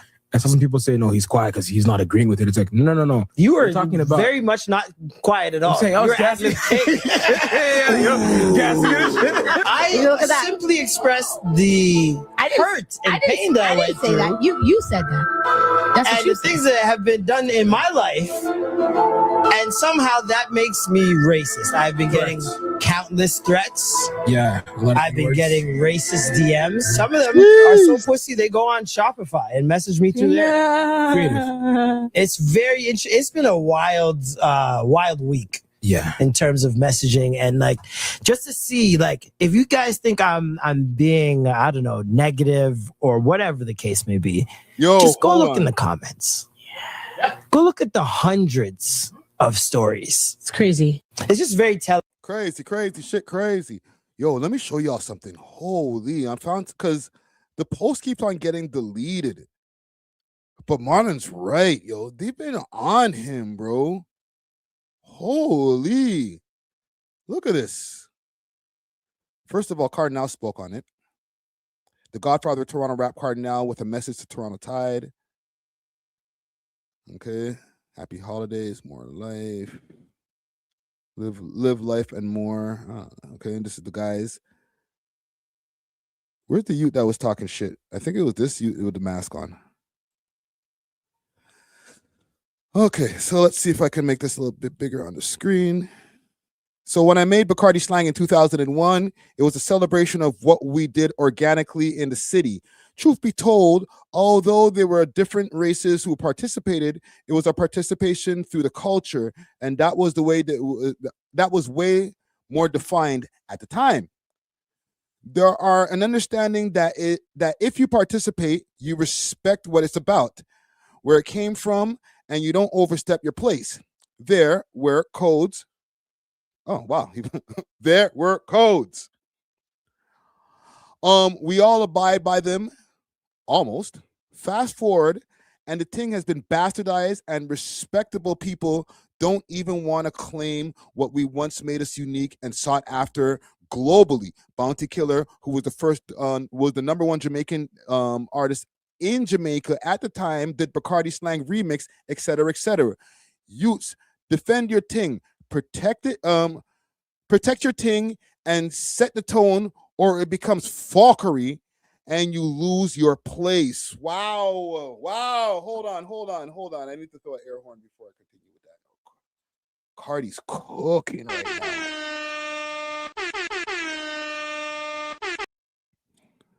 Let's continue. Lots of good discussions at this point, and some real talks, and some hopefully can find resolution. It's not about the cringe talks, them. It's about the real racism that we sometimes don't just experience from only white folks. Believe me, we may not always say it out loud, but we feel the racism from other groups loud.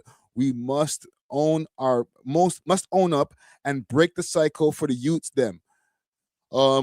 So they can feel welcome whenever they go to this city and country.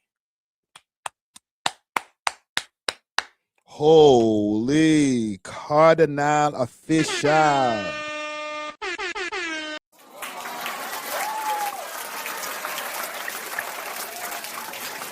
Celebrity face. So, and there's more shit in here. Let me see. because there was something else that had me. That's not what made me go, whoa. Right? HK taking shots at Marlon. This is a little like weirdo kid. This little weirdo kid. Okay, we don't really talk about him on this network. I don't know what happened to the apology. They had an apology up, and for some reason, it's gone. Is this it? Oh, here it is. I found it. Marlon, I watched your video. You were very respectful. You feel what I'm saying? You broke it down how it was. And I'm gonna be honest, I have nothing bad to say about your response. That was a good response. You feel what I'm saying? You're very professional. You didn't tear nobody down. You did it in a very respectful manner. So Marlon, I apologize to you and your fans for anything disrespectful that you might have taken from our clips. When me and Surya we're reacting to clips, we were just having fun. We were just trolling. We were putting out clips because this is what we do. You feel what I'm saying? We talk shit, we troll, etc. I had no idea that the entire Toronto city was gonna start bashing us and making this a whole thing. Facts. Marlon, we actually have absolutely nothing against you. It was the blog pages and all these other platforms that started pitting us together. With that being said, Marlon, shout out to you, and I apologize to your fans and everything like that. I guess this is on his YouTube channel, but salute to him. Right? Had that same energy for us too, man. We ain't go crazy on you, bro. Marlon is the one who, not to throw Marlon under the bus, but like he had real issues with you guys, like not like street issues, but like this has been a Marlon Palmer versus, or the Oxtail God versus the Utes. Them like these guys turned the thing into something else, made it like, oh, you old heads, why you keep on trying to diss the young boys? Let us live. And it was like, niggas never said nothing about that, fam. What are we talking about here, bro? Let me go on my history here quick, fast. Salute to Randy. Come on, little Randy. Let's find this video. I was just looking at it earlier. We'll find it. It should be right around here. There we go. Number one waste you on the list. Let's start there. Do some positive. Sorry for the audio issue on Marlon's mic. The past week, that clip went kind of crazy. Kind of crazy. A little A bit. lot of reactions. It's very interesting how like you can just say what's been happening to you and people think it's racist. Yeah. Wow. It's very odd. Wow. Would you look at that? Simply express the I didn't say that. You said that. That's what and you the said. things that have been done in my life, and somehow that makes me racist. I've been Correct. getting hapless threats. Yeah, a lot of N-words. Racist DMs. Some of them are so pussy they go on Shopify and message me. Creative. It's been a wild Niggas is dissing him through the Shopify. It's crazy. wild week Yeah. in terms of messaging and like just to see like if you guys think I'm being I don't know negative whatever just go look in the comments. Yeah, Go look at them. I don't know what happened with their mic. I can't do this. Sorry. Shannon Sharp. Okay. But yeah, I guess there's nothing else really that can be said about this. The man apologized. Right? I think they should be able to find some kind of resolution. Let me play one last clip before we end this. Because Mucho made a great point, and we'll go back to our video here. Mucho made a great point at the end of his of our clip over here. Know that I'm race. I feel like that's the only point they heard. Exactly. Jamaican. Yeah. Allowed to have a Toronto slang because you're from Toronto. Okay. Yes. Exactly. I just think that the problem is with the Toronto slang. You enjoyed this video. Kid of those race kids' houses and like the brown. Non-black women, they might be cool with you. This was never able to connect with them. Right here. Should be here. I'm sure he didn't get no hate for that either, Mhm. to the level that these kids are getting now. Yeah. But I feel like No, he got more love than anything. more love than anything. Yeah.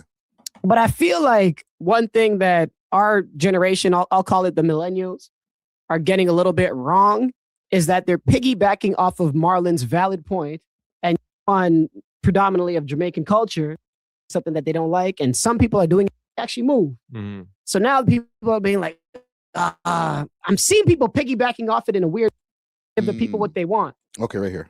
Podcast platform or in a This is the solution. City Boy JJ, people like that, by saying this.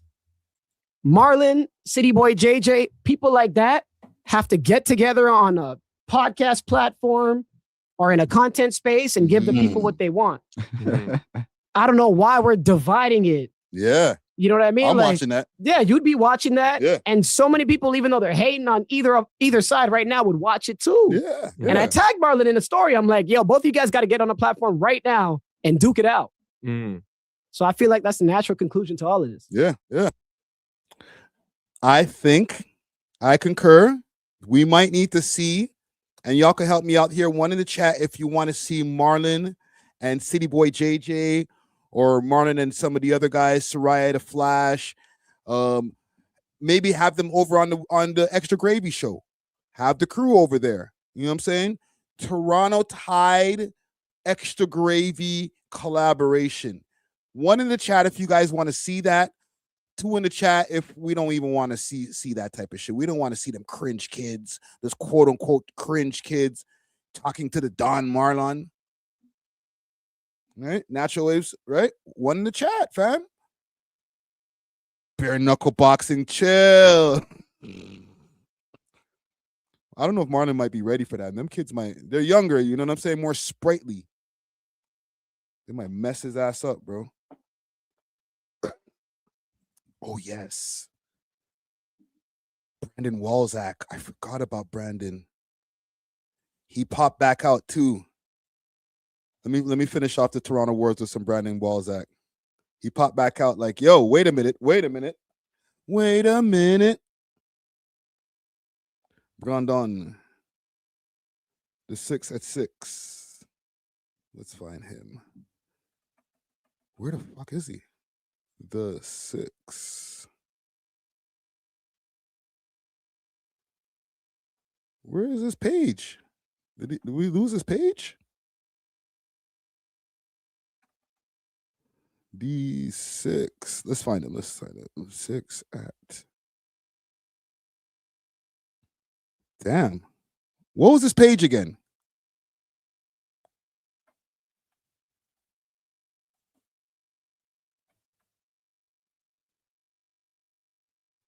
Here we go. I think this is it. Yes.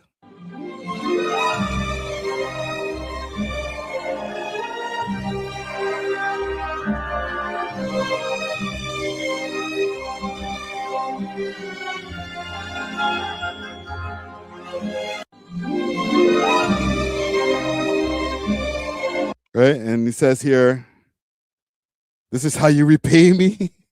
When Toronto podcasters and blogs are talking about who popularized the Toronto accent, and you're simultaneously just sitting back enjoying the outlandish audacity of these Gen Z kids who have bastardized and ruined it.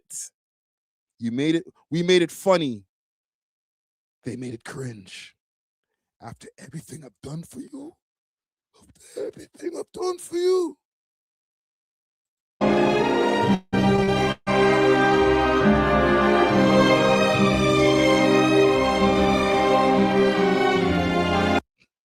It's crazy. Probably gonna get me a goddamn copyright. But yeah, salute to all the Toronto youths out there. Keep doing your thing. All right. I don't even care if it's cringe. All right. Just pay homage. That's all it is. All right. Let us move on. Let's move on. Where are we at? Hour and 48. Holy, I could chat. Do I want to get into this Billboard versus YouTube? Let me just pull up some shit here quick fast, just to give you guys some information on some things that are going on. Billboard slaps YouTube in the grill. They're saying, because I know, like, I don't know if you guys are aware how YouTube counts, Billboard counts YouTube views as part of the full stats for somebody's record sales. So, for example, they weren't doing it forever. I think it's only over the last 5 years or so where they were like, yo, now those YouTube views count as far as the numbers that go towards your billboard. There's been a lot of changes that have been going on. Netflix has been trying to pull podcasts and take over shit. There's been a corporate takeover that has been happening over there at Netflix as well with Warner Brothers, and all types of shit has been happening. Catalogs getting freaking swallowed up, pause. So now YouTube has decided that they are going to remove their I guess the policy of being able to have their YouTube views count as spins. And this is courtesy of Damiza. Billboard adjusted its math. YouTube's pulled its data, and the charts now reflect a narrower slice of how people actually listen.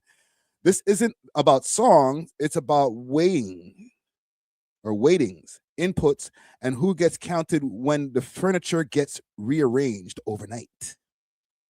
YouTube says they will stop supplying data to Billboard for the charts. Damn. Under these new rules, one album unit now equals 1,000 paid streams or 2,500 ad-supported streams, tightening the ratio from what it was before. That same weighting change is being applied to the top 100 or the Hot 100. Paid streams are still valued more than free streams, but by a smaller margin. YouTube says that change still doesn't go far enough. According to YouTube global head of music, Leor Cohen, Billboard's formula remains outdated and doesn't reflect how fans actually engage with music today, especially the massive audience using ad-supported platforms. As a result, YouTube says it will stop providing its data to Billboard for U.S. charts, ending a partnership that lasted more than a decade. So what does this mean? Billboard charts will now reflect a narrower slice of listener behavior weighted more heavily towards subscription platforms, while one of the largest music discovery engines in the world just steps out of the equation. This isn't about taste or quality, it's about inputs, weighting, and what data gets counted. When the rules change, the pictures change. And right now, the chart is measuring a different version of reality than most listeners realize. I don't see Billboard not capitulating here, but what do I know? Interesting. So it's not about the free views, it's about the subscription or views or streams. It's about the subscription. You know what I'm saying? Like, I guess because Spotify and Apple Music and all those different platforms, you're getting people who are paying to use those platforms, I guess, to use the ad-free versions of those platforms, especially with like a Spotify. They'll count those streams. So what about the people who are not paying for the ad-free version of Spotify? Does that not count now? Are they only counting people who are doing YouTube premiums as far as the streams that are going to be going towards Billboard? And even with Billboard moving in a direction of only counting like streams that people are on subscribed platforms. And correct me if I'm wrong with any of the things that my theories that I'm seeing here, right? Because I might be just getting this thing completely wrong. Like, what did that mean for independent artists on the way up? Like, you're not like Drake level, you're not Taylor Swift level, where you're pushed on the front page of all these things. Like, bro, it's only like all this Billboard stuff is only literally just for people who are able to pay to get to the top. You know what I'm saying? So I don't know, bro. The game is changing. We're seeing a lot of changes as well as far as Hot 97. They got a bunch of new hosts. I think I seen something on Instagram. They got a couple of new hosts for Hot 97. There was a rumor going around that Joe Budden was taking over Hot 97, but he's going over to Netflix. Okay, they're sending part of their content to Netflix. They're still going to have some content over here on YouTube. You got Rory and Mal who are going over to Netflix. Things are getting kind of spooky out here. Let me see if I can find any more on this before we move on, just to make sure if we're educated properly. YouTube Billboard.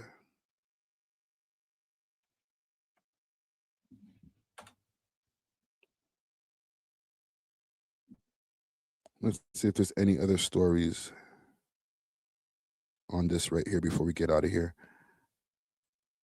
Let's put YouTube leaves Billboard.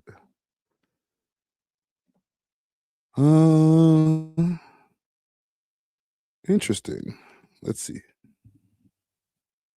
YouTube is leaving the Billboard charts.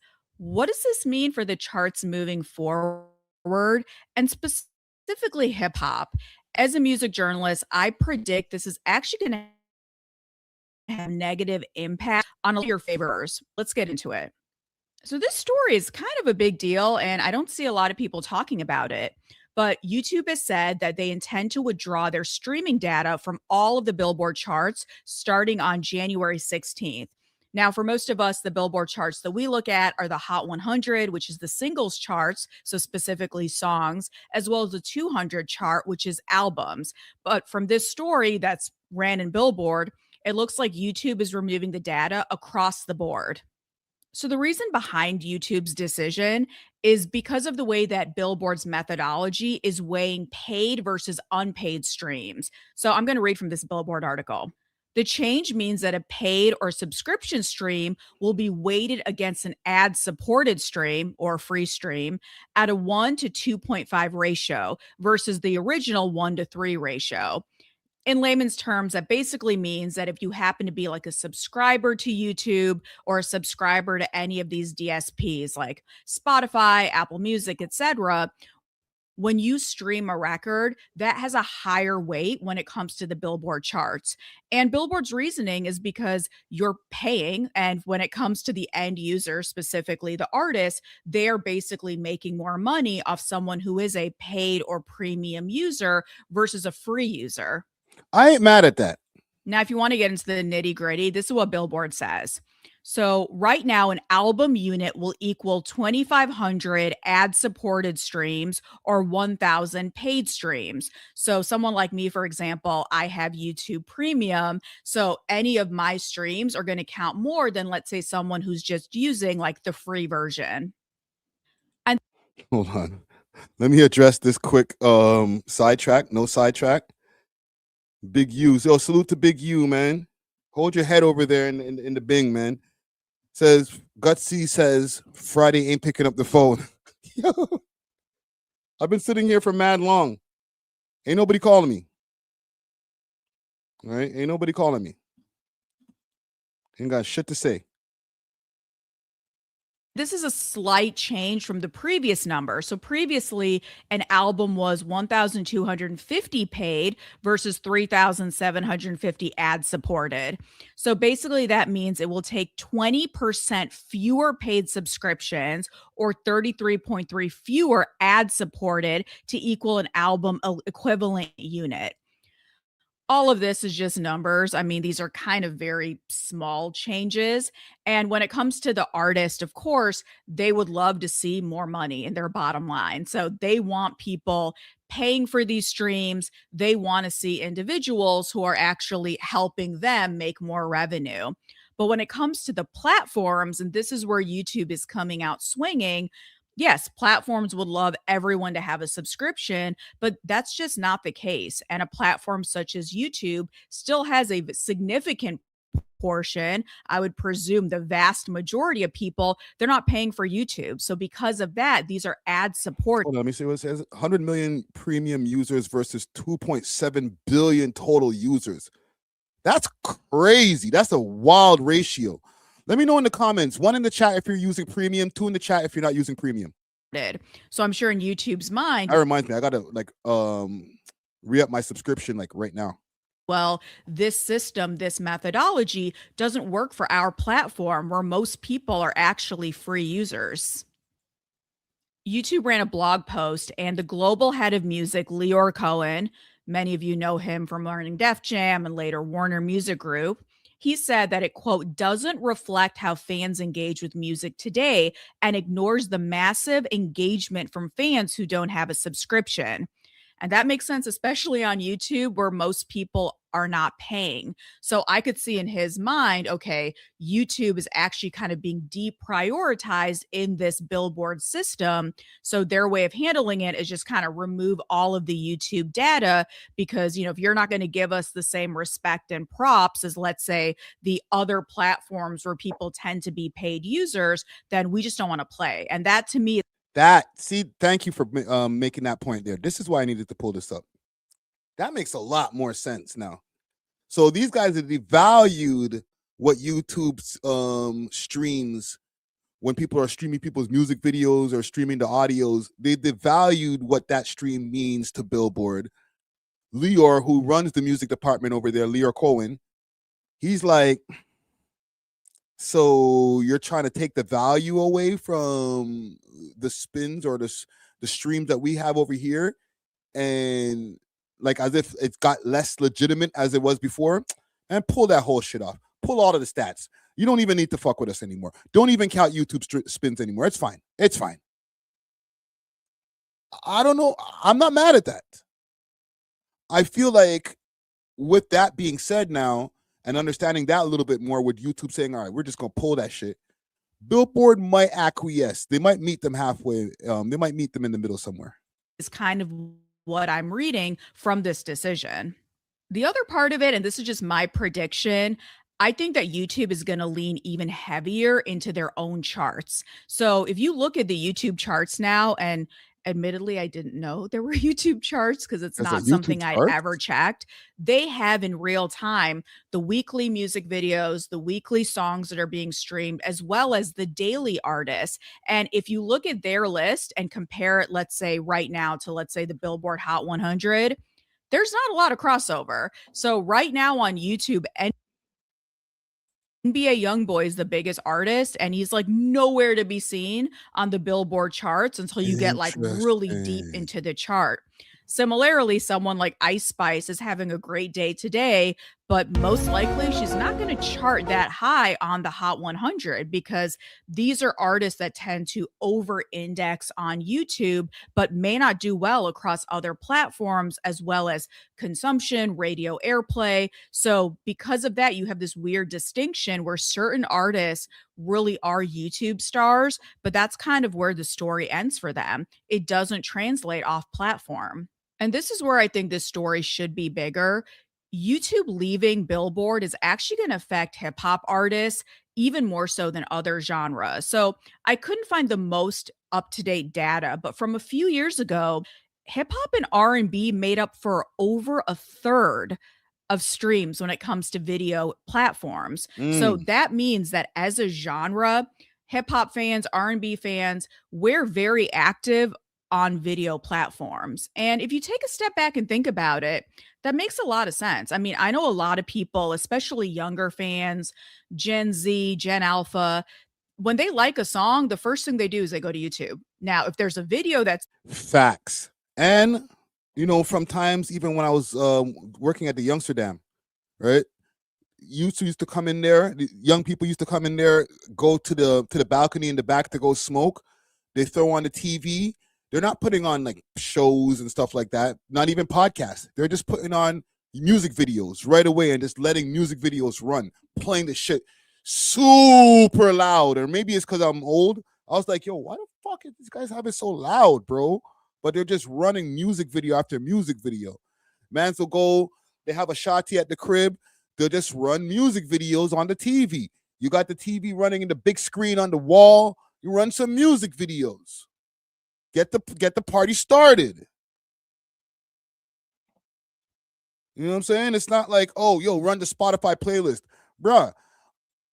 More times, actually, if you don't have premium YouTube neither, you're going to get ads. But maybe less ads than the Spotify blocks that you get when you play the playlist on Spotify, though. Dope. They're definitely watching it and it kind of makes sense on their phones. But even if there isn't a video, if it's just like a visualizer or a lyric video, they're just letting that play in the background. Like in the same way I might use, let's say, a Spotify. Hold on. Salute to Jordan. He said, nah, ad blockers. He said the ad blockers are up, right? You're just running the shit, got the ad blocker up, and you're just running your tunes, bro. Ain't nobody going Apple Music for that. You know, listen to some NBA YoungBoy on my YouTubes, on the YouTubes. You know what I'm saying? Spotify is for the whip. I use Spotify a lot, but I gotta admit, I'm not there listening to music 24/7. More times I'm listening to podcasts on Spotify. And they'll have commercials in the podcast. Like besides the podcast doing their own commercials, they'll have some ad breaks that will happen because I'm not using the premium version. But it's like every 40 minutes or something, if that. I'll listen to a whole Joe Budden podcast with 0 ads through the whole 3.5 hours. So it's not the worst thing in the world, but I could understand how it can be annoying if you're listening to music. Somebody might use Apple Music, Tidal. A younger fan tends to just go to YouTube and listen to something for free. They don't care if there's ads. Like, they just want to listen to this record sometimes over and over again on that one platform. So I predict when it comes to the Billboard charts that already aren't showing a lot of love to hip hop. I did a whole video breaking down why hip hop for the first time in over 30 years is Okay. So yeah, I think we get the point here. Yeah, YouTube is they're not doing no more business with Billboard for the foreseeable future. So I'll keep you guys updated. This is some little music industry nerdy stuff. One thing I want to do before we get back into some fuckery, and I do have a lot of things on the list here. How many hours are we in here? 2 hours? Like I told y'all, this is going to be an extensive live. All right. I went through the list of topics before, and I never mentioned the whole op block over there. Okay. So the op block took a while. My apologies. Actually, no apologies. I had fun doing that. Okay. I love roasting a set of ops. All right. Bring them on. 2026. Maybe the petty might even be crazier. Right. I've gotten better at doing research over the years. So I don't know who else want to test. I'm sorry. But it took a little longer than I expected. But I say that to say I'm going to get into some new music right now. I also have to cover Glasses Malone going off on this guy, Drizzy Drake, and some of the reasons why he might not like Drake. Tory Lanez speaks, his first interview in a long ass time since he got stabbed over there in prison. And I got Christmas List Mexican cartel visit. So Christmas List went into Mexico and got to visit the Mexican cartel. I got a war on drugs segment and AI scams on Canadians. All right. So we got a lot of fuckery to get to as well. Let's get to some new music. I want to put y'all on to an artist by the name, and if I can find all of my notes over here, just give me a quick second here.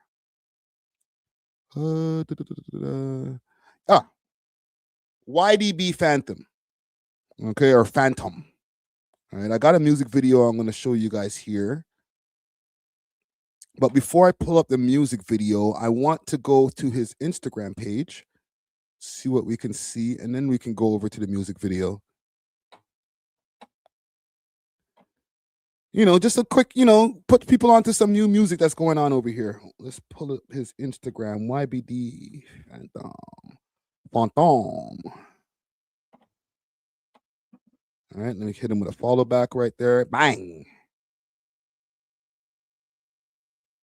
There he is right here. Victoria, British Columbia. Okay, salute to my people in BC. All my Van City people. One thing I like about Vancouver, or people in the West Coast especially, they like rap. They're not like a lot of they use autotune. I've heard autotune rappers over there too, but like they like to rap. This is an old one. Yeah. But this is the first time we performed this one on stage together. BC. From November. Yeah. Stacking the paper on the route. Back in the days to run it out. Back on the back to let it out. Back in the trap. Yeah, no doubt. I'm switching the lanes quick. Yeah, I'm fucking your main bitch. Hey, coming up lane, switch out. You're coming to change. Hold on. I think he just performed with R.A. the Rugged Man not too long ago over there in Victoria. Let's pull up his music video, see what he got going on. All right, a big salute to the whole YBD. Yo, anybody in the chat who's peoples with YBD or YDB, let me know what that stands for. This is the BC Sheriff's. Hold on. This track is YBD Phantom or Phantom featuring Ballin' B and Livent. Okay. Song is called Nimbus. Contacting you. Whoa. Just to let you That know, looks we dangerous. have a warrant for your arrest. You should probably come down and try to get that alleviated. What does YDB stand for? Let me know if you're allowed to.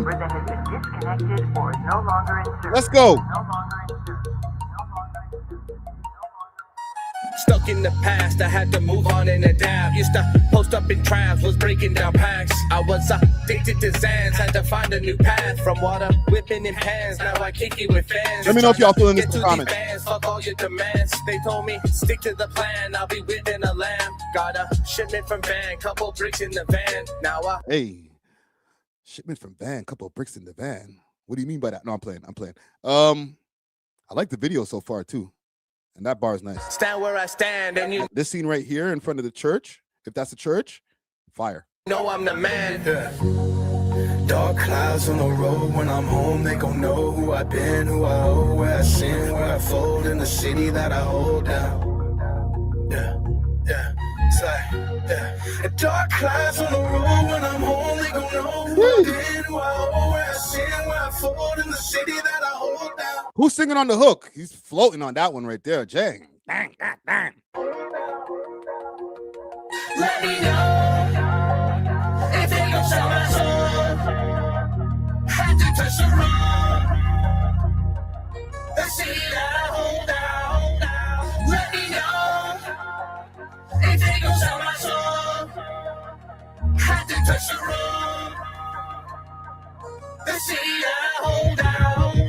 That's vibing on the hook right there. And Yeah. that she about to eat up. I ran out of love. I told that bitch that I don't need her. That 9 fit like a glove and had me plotting every weekend. It slide when I got booked. Now I'm up. I like this guy's voice too. He way he just jumped onto the beat too, man. It's like it feels like he cut through with that shit right there. Up and now they reaching. My name be in their mouth like veneers just when they cheese it. Took some L's up on my own. I don't owe no allegiance. My diamonds too loud. I was muting all the demons. I'm running through the town. Niggas switching like the season. Mistaken like they lead to. Dark clouds on the road. Facts, bro. They be switching for real, bro.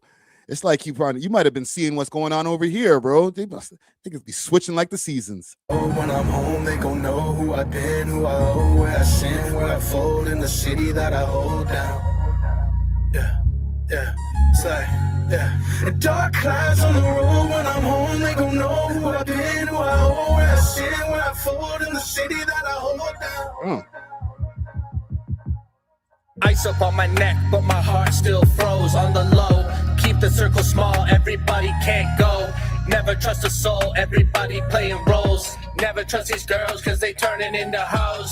Trying to touch the world and get rid of all my foes. I don't fuck with lanes, you know how the shit goes. All my bros is leading, yeah, they pouring up the foes.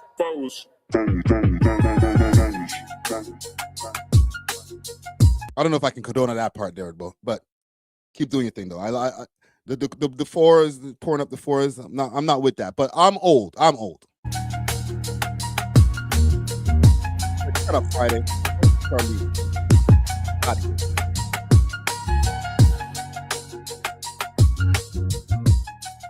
Whoever made the beat fired. Oh, you got the Nocta pack, bro? You got the Nocta? Damn, bro. Drake didn't even send me no Nocta pack, bro. Salute to Jordan on the video, too. That's Jordan chatting on the video. Salute Jordan chatting media. He's over there in the chat as well. I like it. Let me throw a like on that right there. Hit a subscribe. Hit the subscribe. I'm going to subscribe to both of them. Bong, bong. You know what I'm saying? Go run that up, man. Let me go give this a quick share also. I'm going to throw this on my Twitter right now. You know what I'm saying? My Twitter is where it goes down. Y'all seen the war that was happening over there on my Twitter. I'm going to throw this on my Twitter right now. Pow. All right. Big salute to YDB Phantom. Keep doing y'all thing, man. I'm going back out there just now too, man. You know what I'm saying? I'm going out there just now to the West Coast, to BC. All right. Maybe not Victoria, but I got to go back to Vancouver, man. I think that is my second favorite, if not, sometimes it's competition for my favorite city in Canada, straight up. But yeah, salute to the gang. All right, look out for anything that they got going on, and go follow up his page also, YDB Phantom on Instagram. Let's get back into some fuckery. I wanted to show you guys something. I'm gonna skip this Hot 97 takeover stuff. I think that's more New York oriented. I think all those guys in New York can go deep dive onto what's going on over there with Hot 97. I'll leave it alone for now. All right. I want to get to Glasses Malone, the homie Glasses. I fuck with Glasses. That's my guy. But every time I've had a conversation with Glasses, it's always been like, we talk about a lot of stuff, but then we get into the whole Drake, and this is even before the Drake-Kendrick beef. We get into a Drake conversation, and then the shit goes left. Not in the way where like he's like, fuck Drake, I'm gonna kick this nigga's back in, but like it's always kind of anti-Drake in the sentiment. And for the people who might not know, Glasses used to be a part of the Young Money camp, right? The team that Lil Wayne started back in the days when it was Wayne, Nicki, Tyga, Lil Twist. Who else was in there? Mac Main. Give me some more names. Who else was in the Young Money crew?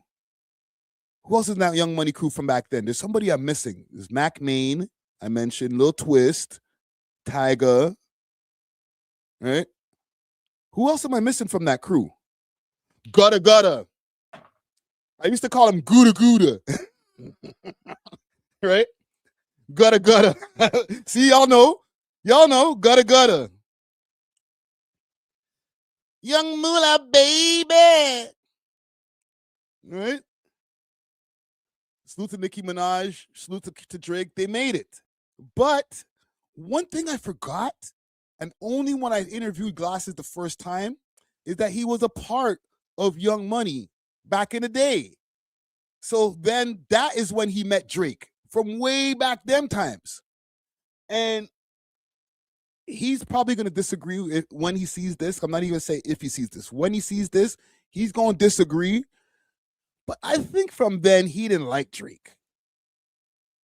It's not even like his music. He didn't like the man. He probably like, why is this Canadian here?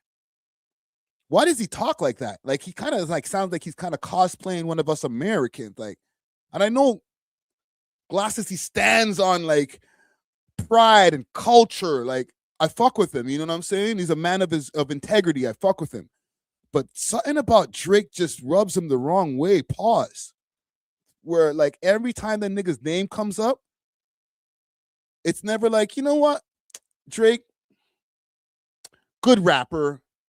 That's it. It's always like good rapper, but he ain't hip hop though. It's like, nigga.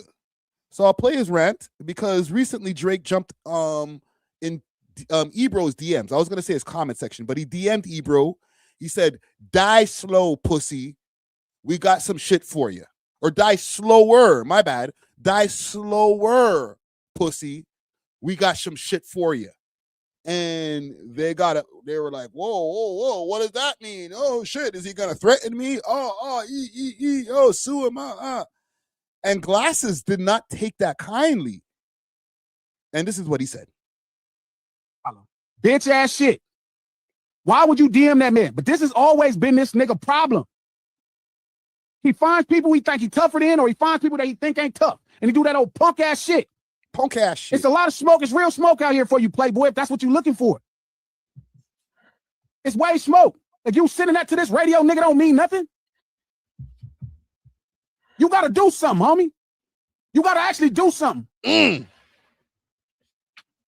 got to do something. All this old punk ass shit and niggas letting you exist and liking your music, knowing you on some hoe ass shit, you got to do something. I don't know if this is a music thing anymore, bro. I'm not saying that Glasses is gonna go roll up and try to find Drake with 30 Crips and do him something, but I don't think it's a music thing anymore. I think he just don't like that nigga. Just like how I was saying Gutsy before, it's a content thing, it's not a content thing. He just don't like me. I think it's the same with Glasses. I just don't think he likes Drake. All right? Glasses. Don't take no offense if you see this or when you see this. I'm going to have to jump in. He hit me up earlier. He was doing the spaces. Let me double check and see if the space is still going on. Because if the spaces is still going on, I'll jump into spaces right now and hold it down. Let me check. Wayno's doing a space. Danny's doing a space. Let me refresh quick fast. Let me see if Glasses' space is still going on. No. It's gone. It's done. Because I know he went and did the spaces on this right after. Like, yo, I told that punk ass, light skin ass, dumb ass, Canadian ass nigga. Nigga, put your dick beaters up, nigga. Pause. Show us something. And you got to be willing to die for this shit.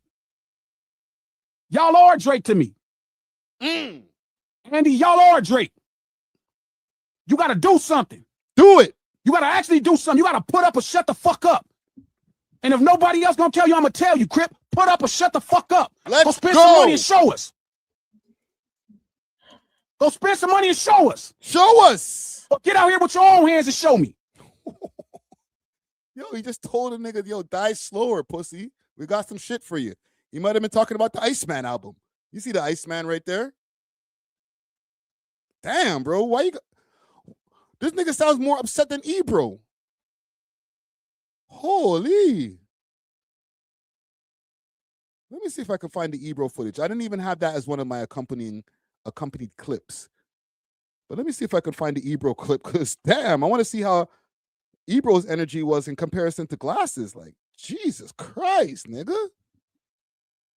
Nigga losing his voice and shit. So let's 3:30 a.m. energy. Saturday into Sunday. Drake DMs Ebro. Die slower, pussy. We got some shit for you. We got some shit for you. Ebro replies, relax. You're salty about losing to Kendrick. You're not mad at me. Love, bro. No, it's a good response. Honestly, I think it's great. That's a really good response. He's not mad at horrible. Me. Why would you be mad at me? Mad at me for what? No, stop. He's definitely mad at you, and he's been mad at you. Why? He's 100% mad at you. Yes. Why would he send that? Mad at me for what? Honestly, What did I do? And you surpassed me. It's the most loose DM he's ever sent you. That's crazy. No, that's. And by the way, if I were you, I would do what Drake would do. Look at he's smiling. Feels like a threat. Oh shit. Feels like a threat. Yo, die. It feels like a threat. He said die, and then we got some shit for you. I'm going to court like you, Drizzy. I'm going to court. Yo, Rosenberg, you got lawyers in your family. You're Jewish. Who you got for me? We got plenty. Who you need? Line them up. Who wants? Yo, I mean, look, I lost one of my jobs though, so I need that. This man's joking around and shit. Like, no, great. Right. Well, no. How about this? They only get paid on the win. We need someone who only gets paid on the win. How much I gotta give them though? Like 50% or something? It's crazy. It's probably pretty high for that, like 30-40%. It might be, but it's worth it. But it's money I wasn't expecting, so I'm down. You could get a few million right now, bro. Die slower, pussy. No, it's crazy. It's crazy. No, by the way, bro, what's wrong with you? And that goes right back to the things I was saying in 2016. Stop it. Stop it. Stop it. Stop it. I know I'm not saying you don't know hard people, but stop it. You are not that. Stop. All right.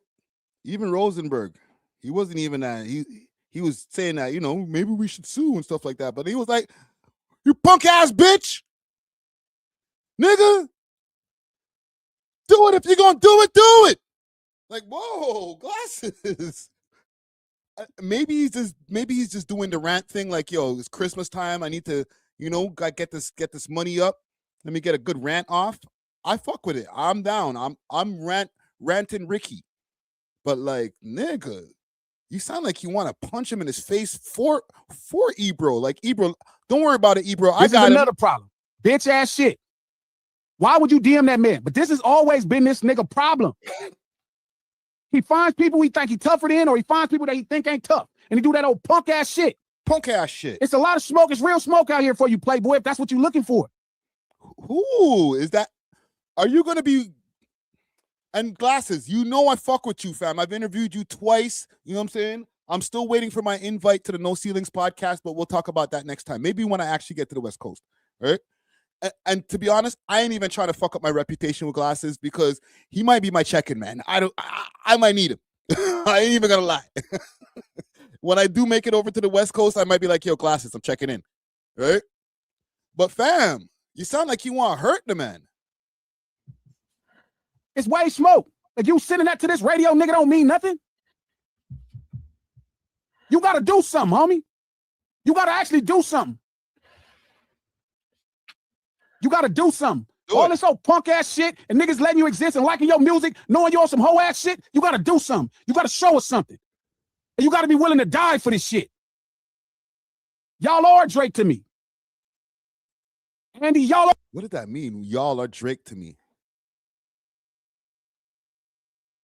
Y'all are Drake to me. Andy, y'all are Drake. You gotta do something. You gotta actually do something. You gotta put up or shut the fuck up. And if nobody else gonna tell you, I'm gonna tell you, Crip, put up or shut the fuck up. The rest of the homies in the back ain't saying shit. They're just like, damn, bro, why you so pissed? Go spend some money and show us. Go spend some money and show us. Right? Even when I was showing you guys before, when I had posted this on my Instagram page, Big U says, Friday, you definitely need to check in. Listen, bro, I know. I'm going to check in. Don't worry. I'm going to call you. All right. I know you're kind of busy right now. You're doing your time, but I'm going to call you. Look, even Maul jumped in the comments. Laughing emojis galore. I haven't seen a comment from Maul, I don't think ever. You know what I'm saying? But the man jumped in the comments to the laughing emojis. He's laughing. Glasses, bro. You got Maul laughing at you, bro. You might have to respond to that too. Like, Maul, what's so funny, Maul? I'm laughing. I'm really mean what I say. Right? And listen, Glasses ain't nobody to play with, okay? I'm not even here trying to fuck with Glasses like, yo, you a punk or some shit like that. I know if him and Drake probably meet face to face, they could squabble. It probably wouldn't happen, but it sounds like he wants to. Let me play something. Because I seen somebody mention before that Glasses wanted to get a feature from Drake and Drake dubbed him. That's not facts. That's not facts. It's the other way around. Glasses says he dubbed Drake for a feature. You know what I'm saying? Hold on. Let me see if I can find it. Let's pull it up. So you saw Drake when he first came in the game. Wasn't he rapping at that point? He was hella dope. But he was pretty much rapping for the most part and then just maybe doing a hook here and there. Yeah. So did you not consider him hip hop back then? No. What? So, okay. Tricky. I was really a Crip Friday. I didn't know.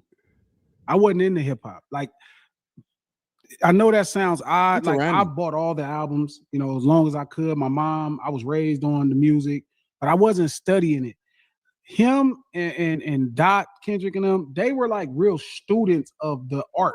They were like students of the art. So, like, I wouldn't even thought about hip hop. Like, I just remember them introducing this kid from Nickelodeon. That was how he was prefixed. We just signed this dude from the Nickelodeon TV show. I didn't even know the show because maybe that's what he's stuck on. He's like, there's no way that you could ever talk tough to anybody because you was on Degrassi High or the New Degrassi or whatever they call the series.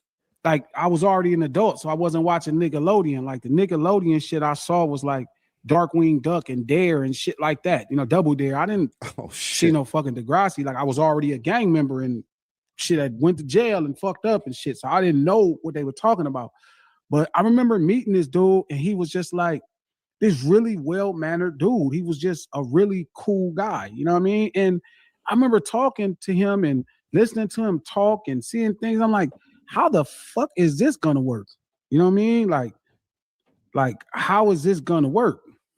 You know what I mean? And they press play, and I remember just thinking, like, God damn, like, who the fuck is this? Is this dude? You know what I mean? That's how fucking dope he was. Friday was like, fuck, this motherfucker is amazing. And you kind of knew he already had a pop space. Like, it was different. It didn't sound like nothing Tune was on. It didn't those sound words, like amazing, dope. Those are not the same words that he's using now. Kanye. It didn't sound like Will Smith, it just sounded like different. He sounded like special. You know, you could tell he was a fucking incredible record maker, like from off the rip, bro. Incredible. Dope. What songs did you hear first from Incredible? Hold on, say that again. Say it again. It sounded like different. He sounded like special. You know, you could tell Special. he was Special. Incredible. Dope. Fucking incredible record maker, like from off the rip, bro. He So was just dope. What songs did you hear first from him? Like, did you hear stuff from the Comeback Season album? Like, where were you introduced to Drake? So Like, my musically. homeboy was on Comeback Season. My homeboy Mitro, shout out to Mitro. He put me on Comeback Season. I really didn't care because it was just kind of rapping, rappity-pappity. I didn't give a fuck, you know, about Trey Songz a cool nigga and all that, but like, whatever. You know what I mean? I ain't tripping off that. Mhm. So when they were playing songs that end up becoming a mixtape of So Far Gone. Is it So Far Gone, right? Yeah. Yeah. So they were playing. I got the content. Songs, and Successful was one of the songs I heard. And I remember just thinking, like, God damn, this motherfucker is dope as fuck. You know what I mean? Whoa. Like, damn, this dude is dope. You know what I mean? You just knew he was tough, but you didn't. He wasn't singing on that song. He was just rapping. So you heard them raps and you was like, God, stinky face. Like, who's that? That guy's dope. Oh, shit. I'm just saying. I'm just saying it's just a little different, fam. I know it has something to do with the Ebro shit, but it's different than like punk ass shit. It's a lot of smoke. It's real smoke out here for you, Playboy, if that's what you're looking for.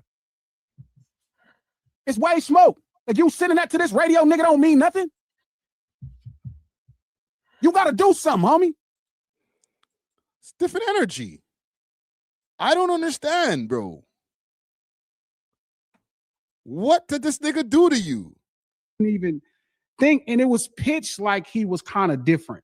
It was pitched like he wasn't like, for lack of better terms, hip hop. It was like he was like this really phenomenal talent that came from this television show, and now he was. Holy fuck! I haven't even said things about Drake like this.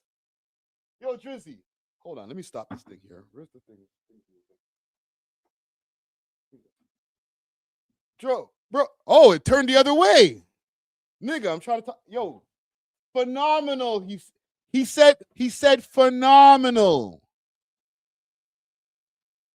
Was making music. It was pitched that way. So, and when you press play, you really realize like this motherfucker was incredible. Like this motherfucker knew his shit. You know, and this is before I even knew who 40 and them was. So like you just heard it like, damn, man, this dude is dope. And you know, you watch this shit happen, you know, you watch it, you hearing the songs and you seeing everything happen. So I don't think you had to kind of decipher it. He kind of was like, he was his own thing. You know what I'm saying? So you didn't think that he was considered a rapper at that point? So back then when you guys were like, and I'm talking, you guys were in your young 20s at this point. You know what I'm saying? No, you didn't look at him and say, I was a grown-up. Okay, but you didn't look and say, this nigga is a crazy ass rapper. You said, this guy's a crazy pop star from then?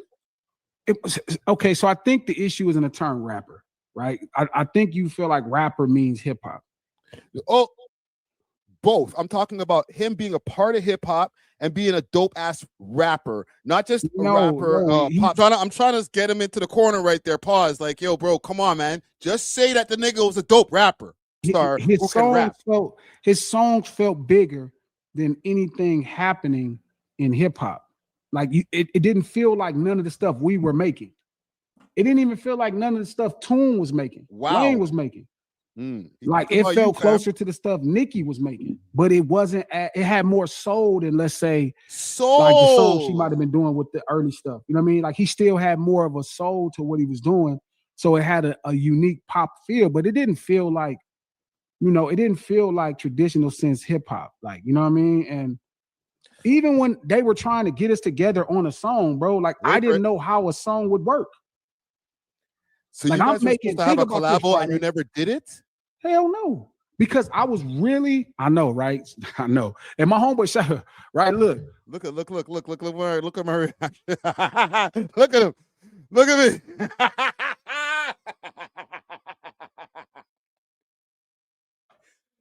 Oh, bro. He dubbed you for the collab, fam. He said, nah, fam. You hey, you the kid from Degrassi. I ain't gonna do no songs with you, nigga. Pun gets so mad, right? Because Pun, who do Ace Boys Worldwide, he gets so mad, but I didn't know how it would work. Think about it, Friday. I'm making Crip Gang at this time. I'm making I Sell Dope. Like, I'm making the hardest songs in the world. And this dude is making. And listen, salute to Glasses. If you see this, brother, we just making content right now. But, bro, you knew who else did a song? Who's a Crip? Who has some of the hardest songs in the world? RIP to that man. Nipsey Hussle. And he wasn't even in the same camp. Nipsey thought it was okay. You looked at him and said, nigga. He looked and said, nah. Him? I'll pass. I'm into more gangster shit, bro. I'm sorry. I'll not do a song with Drake.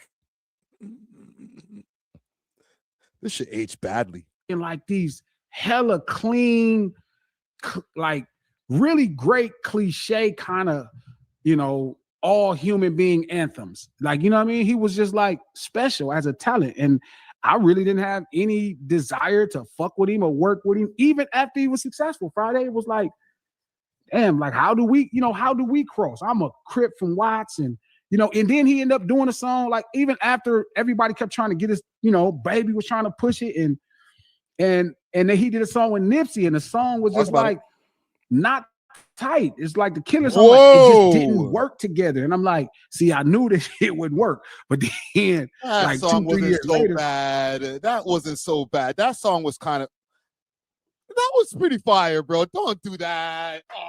I mean, think about all his songs. All his songs Friday are going crazy except this song. Because it felt like an album cut. It wasn't supposed to be a single, in my opinion. Well, sorry, gang. I was just sending a message over to Glasses right now. I just sent him a tweet. I just sent him a message on Twitter. I'm gonna see if we can get him to join. Okay, we'll see if we can get his side of the story. Cause he went crazy. I might have to play this again. Let me see if I check if he's active on Twitter.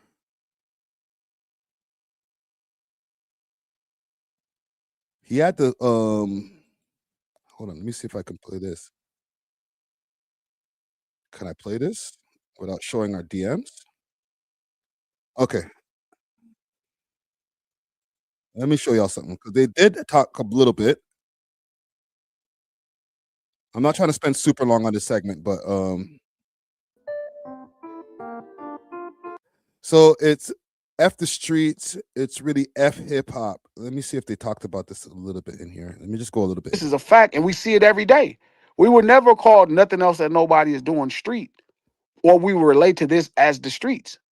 The streets is a place where like masculinity and accountability is hyper. Like if you said something about a nigga, that nigga might ask you, did you say it? And it's expected that you to say it to his face. Like where in regular mainstream America, it's okay for you to say some shit and then act like you didn't say it.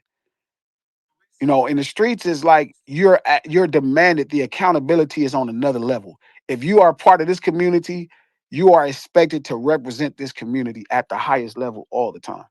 Accountability in excess, accountability in mass, even at the most primitive and foundational levels. And again, I don't want to sound like no fucking scholar talking about it, but I'm just telling you, every last aspect is over America, where everybody grows up quick, especially people who come from these, inner cities, these lower income neighborhoods. It's like, bro, like you don't know how to articulate yourself. And okay, I ain't playing all this. I'm not really a big Spaces guy. He invited me to join the Spaces. And listen, I don't not want to join the Spaces, but I know when it comes to certain things, I feel like it's going to be like a 20v1 if I join the shit. So I try to stay away from some of the spaces when it comes to certain topics. I got to prepare myself to defend myself in a room with like 100 Americans and everybody's like, yo, you stupid Canadian, yo, what's up with your boy? It's like I'm not always mentally prepared for all of that. You know what I'm saying? And especially when I'm trying to like prepare for a live stream. So if Glasses does tap in, we'll circle back to this topic right here. I think that Glasses, I'm gonna go on record as saying that maybe he just doesn't like Drake. You know what I'm saying? He just doesn't like him. He does not. It's not about the music. There's something about him that he's just like, you know, that kind of way where it's like, yo, there's something that like doesn't jive well with my spirit. Maybe it's one of those type of things. All right, and that's fine. You don't not everybody has to like each other. So salute to Glasses. Tory Lanez. Tory Lanez speaks. I want to get to this story here because Tory Lanez finally did an interview after, let's say, about 4 months or so, maybe about 5 months. I don't remember exactly when the stabbing happened. Happened over at the institution where he's at, and he spoke with NBC.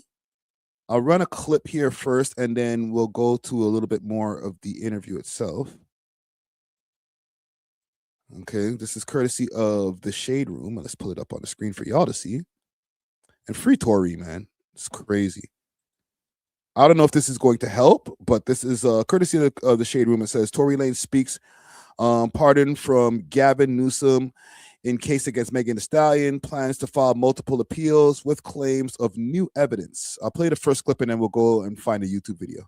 I feel like, you know, that connotation that I would do anything of this monstrous proportion is just it's completely incorrect and it's wrong. Lanez declined to testify during his 2022 trial. Do you regret not taking the stand? I think if I would have taken the stand, the verdict would have definitely been very different. The rapper's legal team filed an appeal, which was denied in November. Okay, let's find it. Let's play the full video. It's gonna be better than this clip shit. At least I could be able to stop and rewind and all type of shit. Tonight, rapper Tory Lanez breaking his silence in his first ever broadcast interview from behind bars since being found guilty of shooting Grammy winner Megan Thee Stallion in the foot outside a party in 2020. I've never been crazy violent towards a woman. I would never hit a woman, let alone shoot a woman. Lanez, whose real name is Daystar Peterson, spoke to NBC News from California Men's Colony, a prison where he's 3 years into a 10-year sentence after being found guilty on 3 felony counts, including assault with a semi-automatic firearm. There is definitely a very big misconception about me that seems to the public as I'm this monster. And I feel like I was catapulted into this poster child for the unprotection of Black women. And it's just so unlike me. And I've never really had a chance to express that, but you can look at my criminal record. I don't have one. I never had one. And I feel like, you know, that connotation that I would do anything of this monstrous proportion is just, it's completely incorrect and it's wrong. Pause. He looks good. Okay, he looks like he beefed up a little bit. He got his line up, so he got a nice haircut over there from the prison barber or however they got it done. You know what I'm saying? He doesn't look banged up from the stabbing and stuff like that. Salute to Tory Lanez. Lanez declined to testify during his 2022 trial. Do you regret not taking the stand? Yes. I think if I would have taken the stand, the verdict would have definitely been very different. The rapper's legal team filed an appeal, which was denied in November. But his team is continuing to fight, with plans to file multiple appeals next week, this time with the California Supreme Court, in one claiming newly discovered evidence that they weren't provided during Lanez's 2022 trial, including hundreds of pages of medical records for Megan Thee Stallion. Let me just stop there for a quick second. To be honest, I really feel that he should have got on the stand. I'm not one for ratting and stuff like that. Okay, as an ex-street nigga, like ratting is wrong. Even if you're not in the streets, you shouldn't be a tattletale or whatever. But Carol said Friday you would have taken a stand. Yes, All right. This is a domestic dispute. This is not me and them. We went on a mission and the shit went left. And now you're going to try to take one of us down for shooting somebody because the drill went left. No, I had a fight with my girlfriend or girl that I was smashing, and the other girl that I was smashing at the same time, shit went left. And then one of the other bitches shot the bitch. Yes, I'm going on the stand and I'm telling them the story. That doesn't make me a rat. I'm not doing something that's we're in the streets going crazy. No, we had a domestic dispute and her friend shot her. Can I go home now? Because it wasn't me. You guys can figure out between each other what you're going to do with the person who actually shot the bitch. I'm just saying, if that makes me a rat, then I don't know what to tell you guys, okay? I'm sorry. I'm just not going and hugging 10 years for a domestic dispute where I didn't shoot no chick. Shooting somebody, there's one thing to be like, yo, did you put hands on her or whatever, and you'd be like, you know what? Yeah, okay. Let me do shooting somebody? Come on, fam. Like, and I mean, like, yo, he might have not put hands on her, and just to make the case go away, plead out, fine. If everybody will it'll make him look like kind of a woman beater, cool. But shooting her in the foot, just tell, nigga. Get on the stand. What the hell? Whose real name is Megan Pete, which they allege raised questions about the fragments removed from her foot after surgery. His team argues that the fragments were not provided ahead of trial and that this was a violation of due process. And we didn't have that chance. Or perhaps we could have questioned the doctors differently when they were on stand to impeach them, because it does look suspicious. But in the appeal denied in November, the court did address the fragments, ruling that the surgeon's testimony was, quote, more than sufficient to prove great bodily injury on Pete. Proving something like this on appeal is tough. This is a really, really difficult appellate argument for defendants to prove, because they have to show if the evidence actually came into court, the jury would have found differently. It's an uphill battle, and it's something that often torpedoes any defense appellate argument. The Los Angeles District Attorney's Office and Wait a minute, didn't he lose his first appeal though? So like, are they gonna do another appeal and try to bring this shit up? I don't know, Tory. I want to be as optimistic as possible, but I also have to be a realist. He might have to do them 10 years or whatever amount of time up to 10 years that he's going to do. Representatives for Megan Thee Stallion have crazy. not responded to NBC News' request for comment. I believe not only that I was wrongfully convicted, but the amount of new evidence that has emerged since that trial, I think, has been overwhelming. What has life been like in prison for the last couple of years? Truthfully, I've done my best to keep my head above water, but mentally, I've gone through trauma that I sometimes even struggle with, because I never imagined myself dealing with things that I would have to deal with. I've been stabbed 17 times. Jesus Christ. I almost lost my life. If you could say something to Megan Thee Stallion today, what would it be? Good question. I think that I wouldn't say something directly to her. I'd like that moment to happen in person. Oh, don't say that. Oh, Tory, brother. Don't say that. You know she's gonna be like, oh, he wants to see me in person. Oh my God, my life's in danger. Can you up the amount on the restraining order? Oh, he made a threat. He's trying to see me. He's trying to see me in the streets. No, brother, you never want to see her ever again, bro. Okay? No face-to-face. Maybe we can talk in person one day. No, bro. She wants to see you under the jail, my nigga. She has no mercy for you, bro. I know you're trying to sound cool for the interview. Just be like, you know what? If I could ever speak to Megan, just know that I didn't do what you thought I did. All right? Not, oh, maybe we can speak in person one day. You like, no, brother. Don't do it, man. a lot. There's this connotation that like I share this hatred for her, but I don't. I genuinely passed that. I'm at a place of Hold on. Facts. I gotta rewind that a bit. Right. Toronto 111 says, yo, he was probably put on the spot, or he was put on the spot. He probably finished the interview and was like, shit. Why did I say I want to see her in person? One of his mans is on the phone with him after, like, bro, what did you say? You want to see, bro? Chill. Why did you say that? Yo, Holmes, why'd you say that, Holmes? You know, for some reason, I feel like he's talking to an Hispanic guy in jail. Yo, Chico, why you say that for? Don't say that, bro. You're gonna sound like a stalker, bro. healing in my life. Like, I share this hatred for her, but I don't. I genuinely passed that. I'm at a place of healing in my life. I'm at a place of taking accountability for the things that I did wrong. And when I talk about my case, I don't want it to be taken as me coming at her, because it's not that.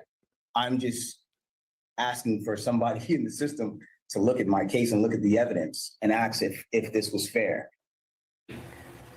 And with that, Chloe Malas joins us now on set. So, Chloe, Tory Lanez is also seeking a pardon from Governor Gavin Newsom. That's right. His legal team has filed the That ain't gonna happen.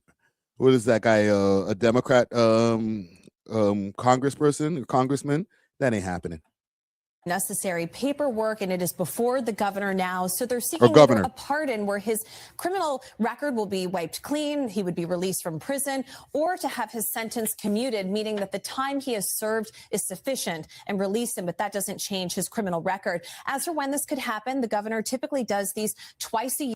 If he could get that shit commuted, that would be crazy.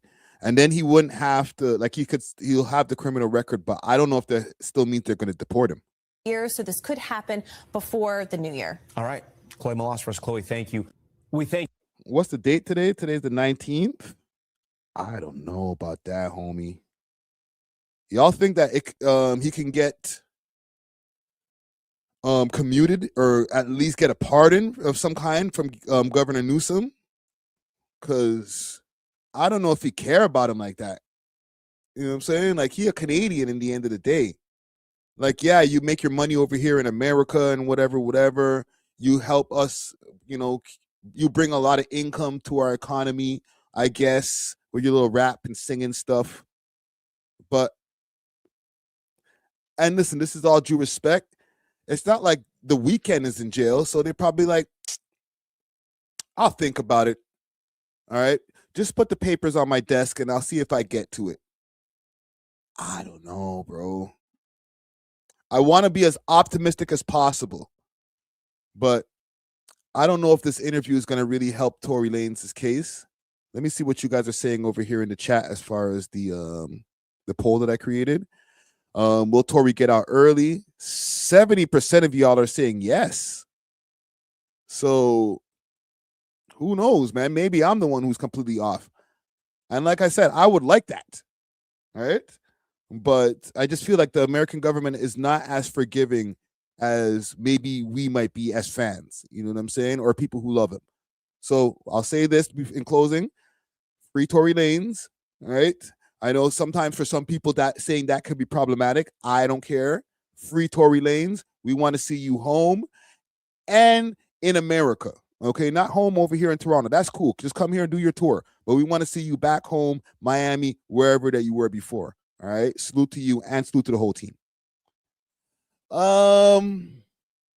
What else do I have on my list here?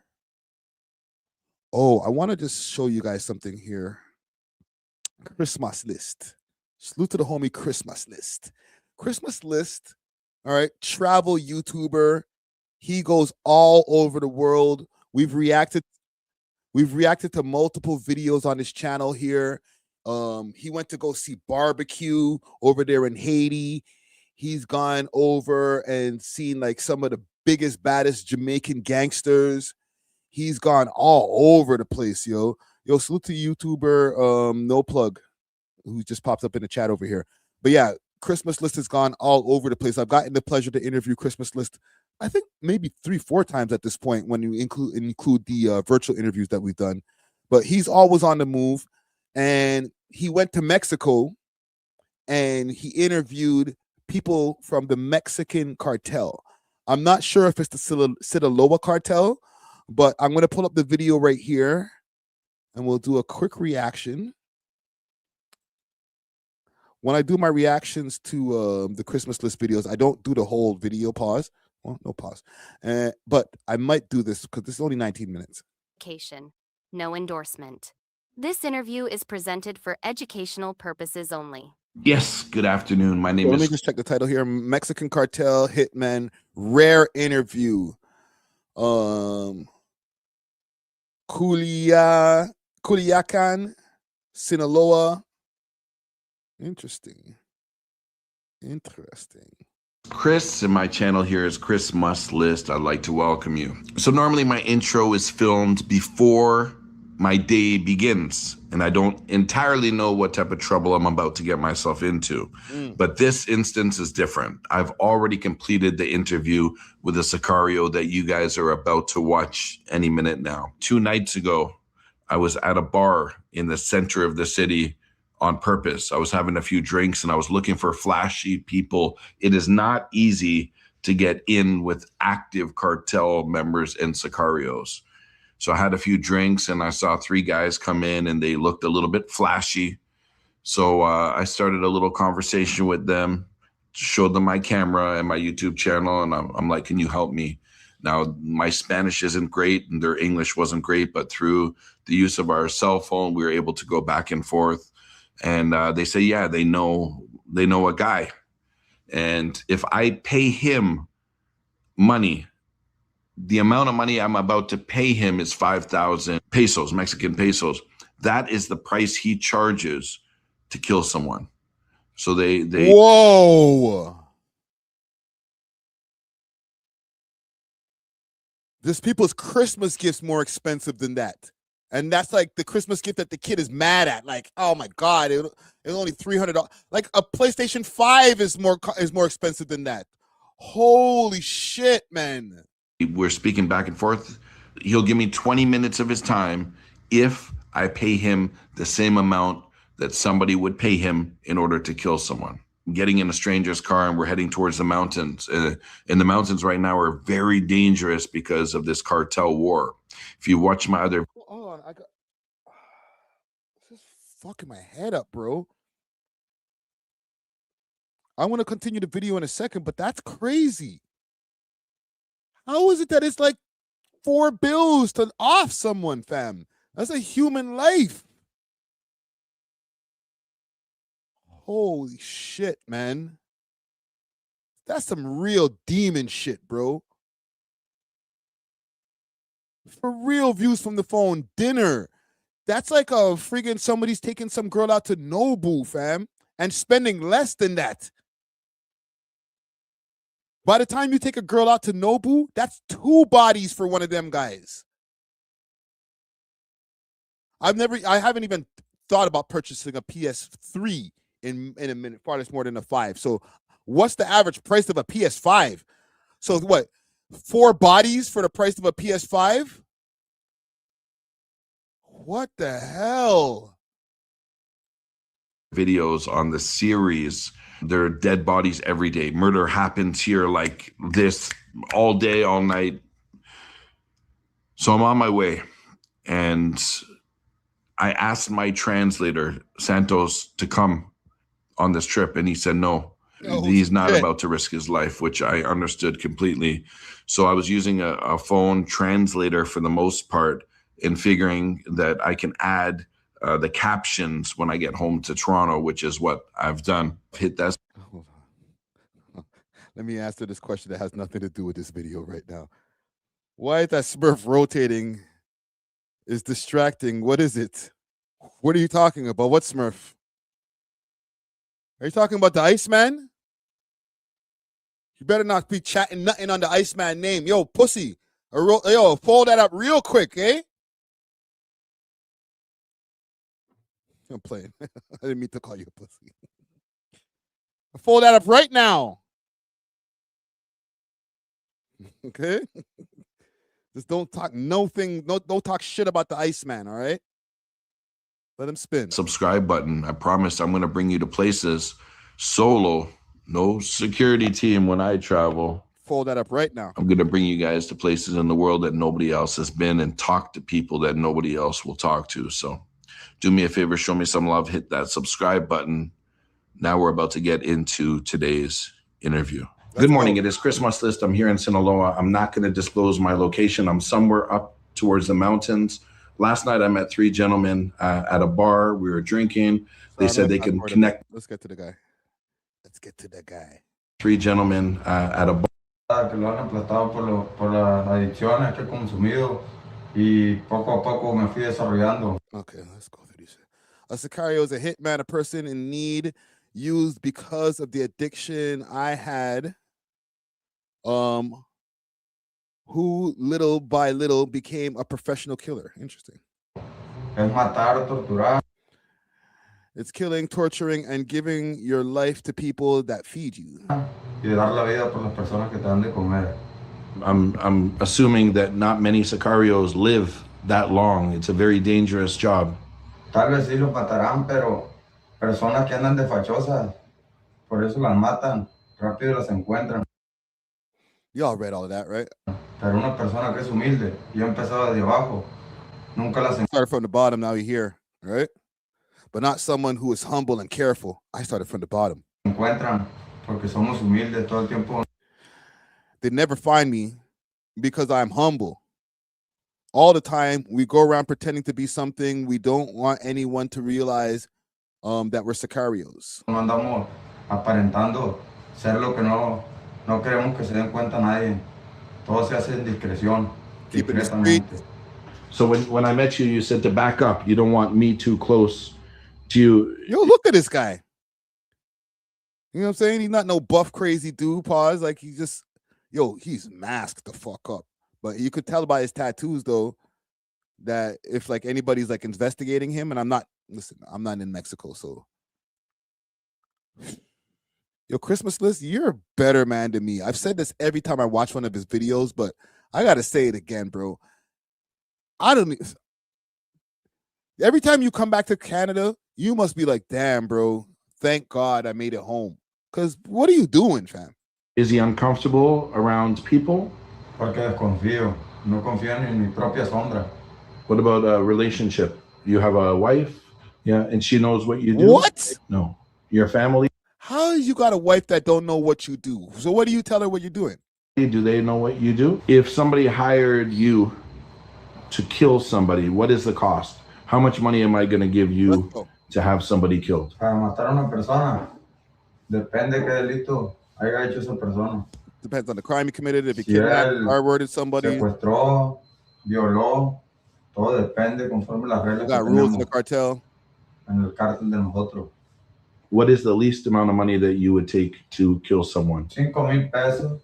So he's saying the least amount of money he would take is 5,000 Mexican pesos. Now, how often is... So that lines with what he was saying before when he met those guys at the bar. You know what I'm saying? 4 bills American, make that shit happen quick. All right. Oh. 8-Ball maybe, fam? How often are you being hired? Like how many people have you killed? Look at the man like shaking like crazy. Look at this. He's about to answer some wild shit. 200 people, bro. You said around 200 people. How does that feel inside your heart? Adrenalina. Soy adicto a la adrenalina. Adrenaline. It's like adrenaline. It became a love for the craft. What? This is a craft? Killing's a craft? Se me hizo amor al arte. Hacerlo. Porque cuando yo anduve en actividad que sufría, nadie me quiso ayudar y yo tomé mi propia decisión. Oh, I didn't even book the burner in his hand. Oh, right there. Oh, shit. Yo, Christmas List, you're a next type of dude, bro. So nobody wanted to help me. and I made my own decisions. I started as a lookout, and then I earned as an errand runner, and now I'm a personal hitman. Wow. Como le comenté anteriormente, empecé de puntero, después de mandadero. Ahora soy escolta personal. So it feels good for you? Sí. The money feels good, or killing people feels good? Pues hoy en día ya no lo hago por dinero, porque no me hace falta nada. What do you mean? Nowadays, I don't do it for the money anymore because I don't need anything. But now I do it more for the love of it and the adrenaline rush. Oh my God. He doesn't even want the money anymore, guys. He just killed niggas for free for the love of the game. Yo, fuck out of here. Views from the phone says he's an artisan. Shut up, bro. It's like turning killing into an art form, right? It's like, nah, I only do the killings that I feel like these days, my passion projects. You know what I'm saying? It's like, you know, when you're rapping and you already made all the money you want, you just go to the studio just for the love of the game. All right, I'm just going outside to kill a few people just for the love of the sport, just for that adrenaline rush. Pero hoy en día lo hago más bien por amor al arte, por adrenalina. So he's saying today, right now, he no longer does it for the money. He enjoys the adrenaline rush that he gets from it. Is there anything off limits? If somebody hires him to kill a mother or a child, is that off limits, or is that something that he would still do? Yo no mato gente inocente. No me meto con niños pequeños. Yo voy por los. Okay, I ain't mad at that. He only goes after the big guys. No kids, no innocents. All right. Actually, a lot better than some of you Toronto gangster ass niggas too. You know what I'm saying? Because a lot of you Toronto niggas or in the past or in the present time, y'all taking out innocents. You're just doing whatever, all fucked up and pilled up or whatever the hell you guys go on your little drills. You know what I'm saying? Not to say that this guy's some kind of noble man or something like that. I'm not trying to give him any credit or anything, but like, at least this guy, he feels like he's killing with a purpose. Que son de los contras en este cartel. Yo voy por contra. No mato gente inocente. No me meto con mujeres embarazadas. No asesino gente de esa. Yo voy por el que voy y no más. So he's saying that he doesn't go for women or children. He only goes against those that are against him. Cuando yo era niño, soñaba ser un buen sicario. What? The nigga dreamed of being a killer? Come on, fam. Like a good, like, what does it mean to be a great killer? I guess this. Like, you got to kill 200 people and you're just sitting here talking to a Christmas list. No problem. You're not even worried about the boy then. Sicario, yo nunca soñé, nunca me gustó la escuela. Todo el tiempo anduve en las calles sufriendo. Nunca tuve el apoyo, más bien, de una familia. Por eso me integré a una familia y que viene siendo el cartel que pertenezco ahora. Esa es mi familia. Por ellos doy mi vida y ellos dan la vida por mí. So he said, since a child, he's always wanted to be a sicario. He was not good at school. He was always on the street for his family, right? When's the last time he has killed someone? Hace 3 días. 3 days ago. Whoa! Wow. And did the person deserve it? Se lo merecía, bien merecido. Porque probably killed another gangster. Aquí nomás recibimos la orden a la hora que sea por el delito que comete la persona o por lo que ha hecho. Can you give me an idea what happens? You know, last night in the center of the city, I saw a truck driver was shot around 6:30 in the head.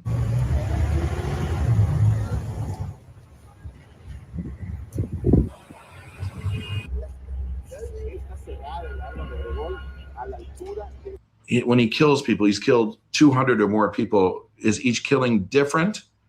Is the approach different? How does it work? Como torturarlo. Oh, shit. Matarlo es más fácil con la pistola. Pero a mí me gusta torturarlo, degollarlo, mocharlo de parte. cut off their skin, cut them apart piece by piece, and turn them into minced meat is insane. Yo, McNasty, what up, bro? Holy, you're just in time, fam.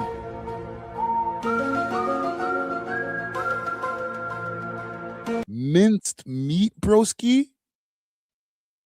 Holy, man, this guy's a super savage. I don't want to hear none of these niggas over here in North America, period. But in Canada especially, I don't want to hear none of you niggas talking about, I'm a savage. I'm a savage. No, you're not. This nigga's a savage. He got 200 bodies. He's cutting off skin. He's turning you into mincemeat. You're not a savage. This guy is the real deal.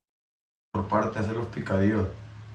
A mí me gusta hacer los picadillos, pero cuando voy, porque yo nomás no mato gente amarrada. Yo me dedico a parte por parte y hacer los picadillos. So he said normally he does a killing with a gun, but when it's people that he really wants to hurt, he'll chop them up with little pieces with a knife. He's shaking a little bit, so I don't know. I don't want to make him nervous. I don't want to get too close. How does your day go? Yo, that's fucked up. Yo, Christmas list. Well, he already got out, but I'm going to go a little bit further. He's making my skin crawl. Y allá me encuentro yo. Kiss his son, go to the park, and etc. So when he gets that phone call, then he needs to work. How long does that person give him? Do they say you have 24 hours to kill this person, or you have 3 hours? How does it work? Pues el tiempo no importa, porque muchas de las veces uno tiene que tomar, si es a larga distancia, a donde voy a ir a buscar a esa persona, ahí me mandan la ubicación, yo voy y doy con la ubicación esa y la encuentro y pum. O sea, no tengo yo mi horario exacto. Todo depende de la distancia que sea, en donde se encuentre esa persona. Puede vivir para Hermosillo, para Mexicali, fuera, pues. Entonces yo, a como me puedo ir en carro, me puedo ir en avión. Todo depende, pues, porque yo también me tengo que tomar mi tiempo, pues. Pero si me dan la orden de que ya tengo que estar allá, pues el boleto más rápido pues es el avión. Y allá me encuentro y yo me muevo como de lugar y consigo mi herramienta y me jalo por esa persona y le doy 4-1 y se borra el mapa. Ya no la encuentran ni con espátula.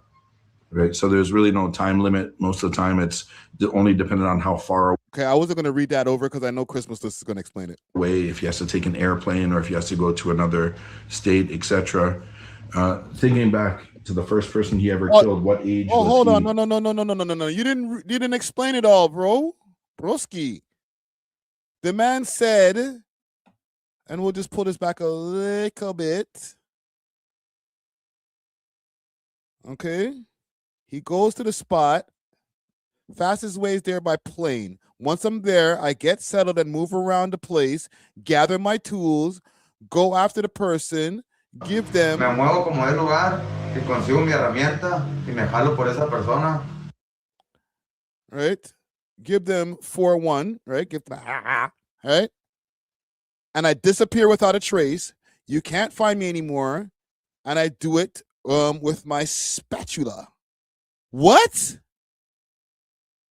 Y le doy 4-1 y se borra el mapa. That must be an AI translation, because with my spatula, it makes no sense. Encuentran y con espátula. Right, so there's really no time limit. Actually, you just said spatula. This guy's a sicko. This guy's a sick person. He. No tenía 14 años. Right, so there's really no time limit. Most of the time, it's only dependent on how far away, if he has to take an airplane or if he has to go to another state, etc. Thinking back to the first person he ever killed, what age was he? No tenía 14 años. So he was 14 years old. How did that feel? Me extraño. Me sentí mal, pero pues más mal me miraba yo en las calles sufriendo y nadie me daba la ayuda, nadie me daba un apoyo. Pero estas personas que me dan el apoyo el día de hoy, nunca los voy a traicionar.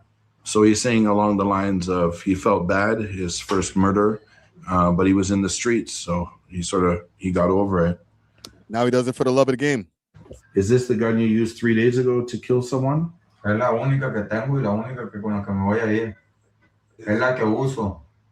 Esta es la de uso diario. Las largas las tengo guardadas. He's saying this is the one that he carries with him all the time. How many people were murdered with this gun? Lleva 159. Oh, shit. He's saying 150 men. Am I able to see what? Damn, get a new gun, bro. Like, you just gonna keep on killing people with the same gun? Holy shit, bro. He must be lying. Now you're just making shit up, bro. There's no way, fam. You're just using the same burner, just murking people till you hit 159 on the same burner, bro. Never dashed it. Never. You lying, bro. Your Christmas list, man. That nigga lying, bro. That can't be true, broski. You telling me you killed 159 people with one gun? All right. Show's over, gang. This nigga's capping now, fam. Gang, y'all believe that? Huh? Let me know in the chat.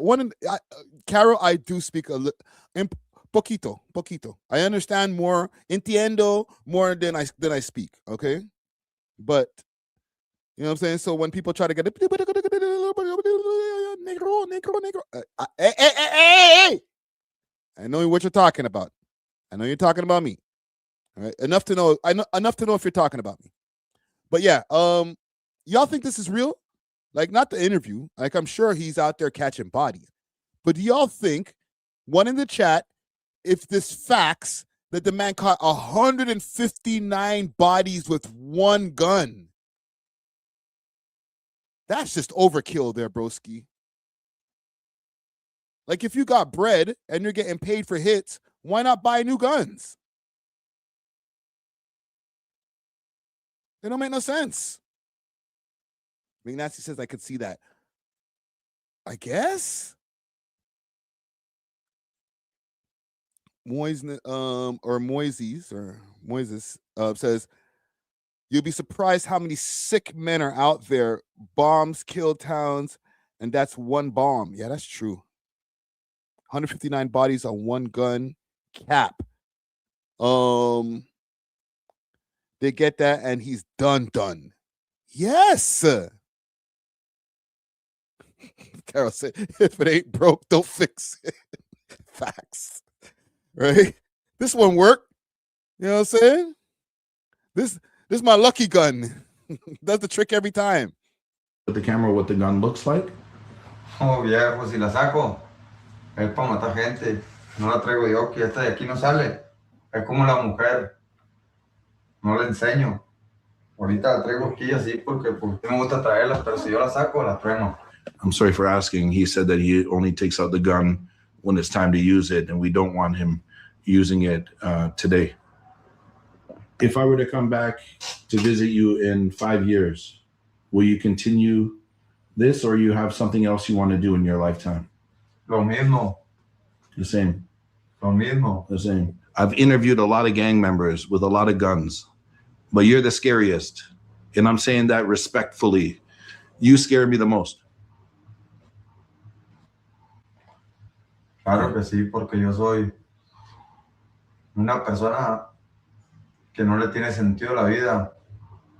Yo ya lo hago por amor al arte, no lo hago por necesidad.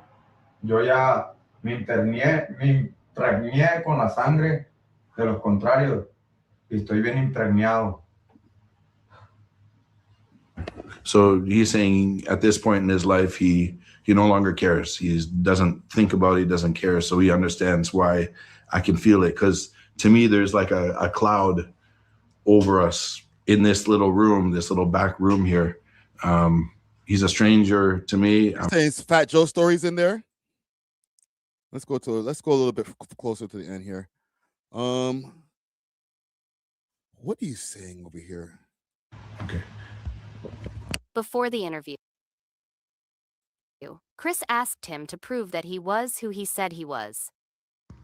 I said no disrespect in Spanish. No disrespect, but how do I know you are who you are? Yes, he had a gun. He had a gun like this, right? And he pulled out his phone and he showed me a video. I'm going to be very descriptive as to what that video was. Let's get into it. It's daytime on the grass. A man is laying down on his back. His hands are tied, duct taped, not tied, but duct taped over his head, sat on the man's chest with his weight. He had about a 12, my heart's shaking just telling you the story. He had about a 12-inch knife. So he starts the knife right here. You know, your ribs are here. There's a point, I believe it's called your sternum, and it's hard. So he puts both palms on. I can't use both palms because I'm holding the camera. And the knife goes in, and he slices it down to the belly button. At this point, the guy is like moving around and shaking. He's very visibly alive. It's not just shock. And then the guy starts reaching in with his hand and pulling out the intestines of this man while he shakes and moves around on the ground. Seems like it went on for about a minute. Had to get the intestines out the way. Then he reached his hand up under the ribs, looking for his heart. The man's moving. So somebody else came and put their foot on his head to hold his head still. The Sicario does end up coming out with the heart of this man. He holds it in his hand for a moment. The camera is filming, not my camera, the camera that was there.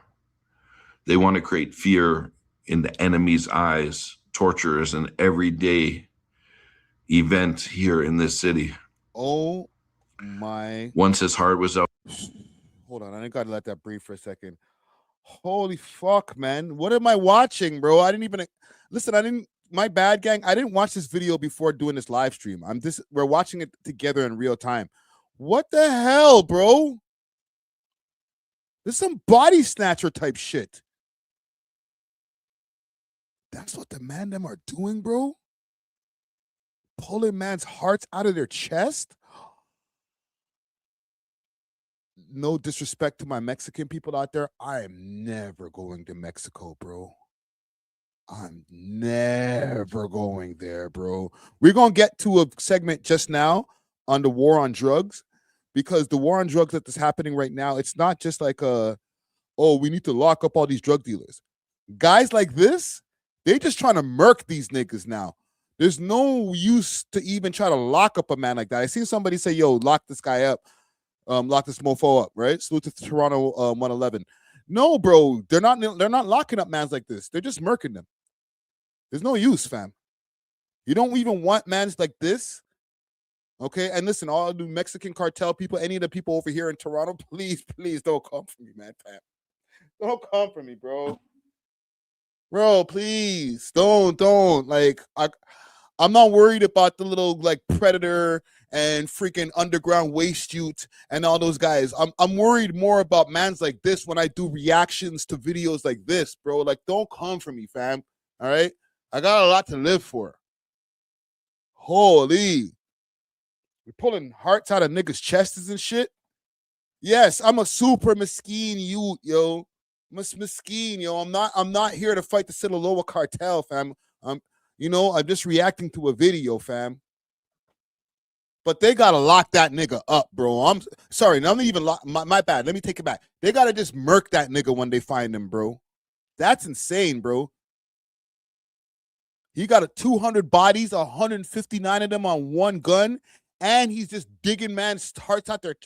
Nigga, kill that nigga, bro. Fuck it. That's the one time where the police, you get a pass. Just murk him. Well, his body is still twitching. I'm sure at this point he's no longer alive. His heart is out of his body. Flipped him around on his chest and then head off. Held it up in the air. Guys are using the heart. And I know I wanted to confirm that he said he was who he was.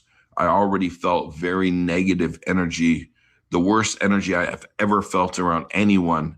And if you guys have seen my videos, I've interviewed some very bad men. And that really, man, like, it wasn't even a fear for myself. It was like, this guy is the devil. I'm about to sit down with the devil. And then what we were talking about, we didn't want anyone to hear. So we went into the back of a little room, and normal people are walking by on the street like nothing, selling stuff, not having any idea what we're talking about. I'm sure, or maybe not, some locals know what this man does. But then we start this interview. So I wanted to verbally explain what I went through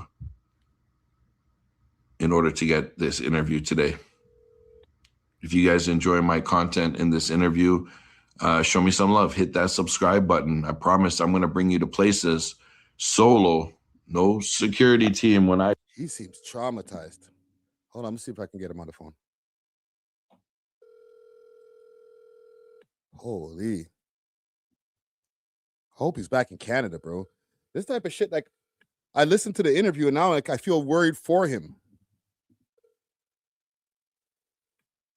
He's probably not. He's probably over there somewhere in Mexico doing his damn thing right now. He ain't got no time to answer this to shit.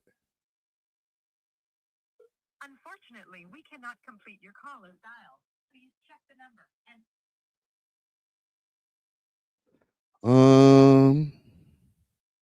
Is this the right number? Yeah, this is the right number. Unless this shit changed. Let me see if I can get him on Instagram. Damn, bro.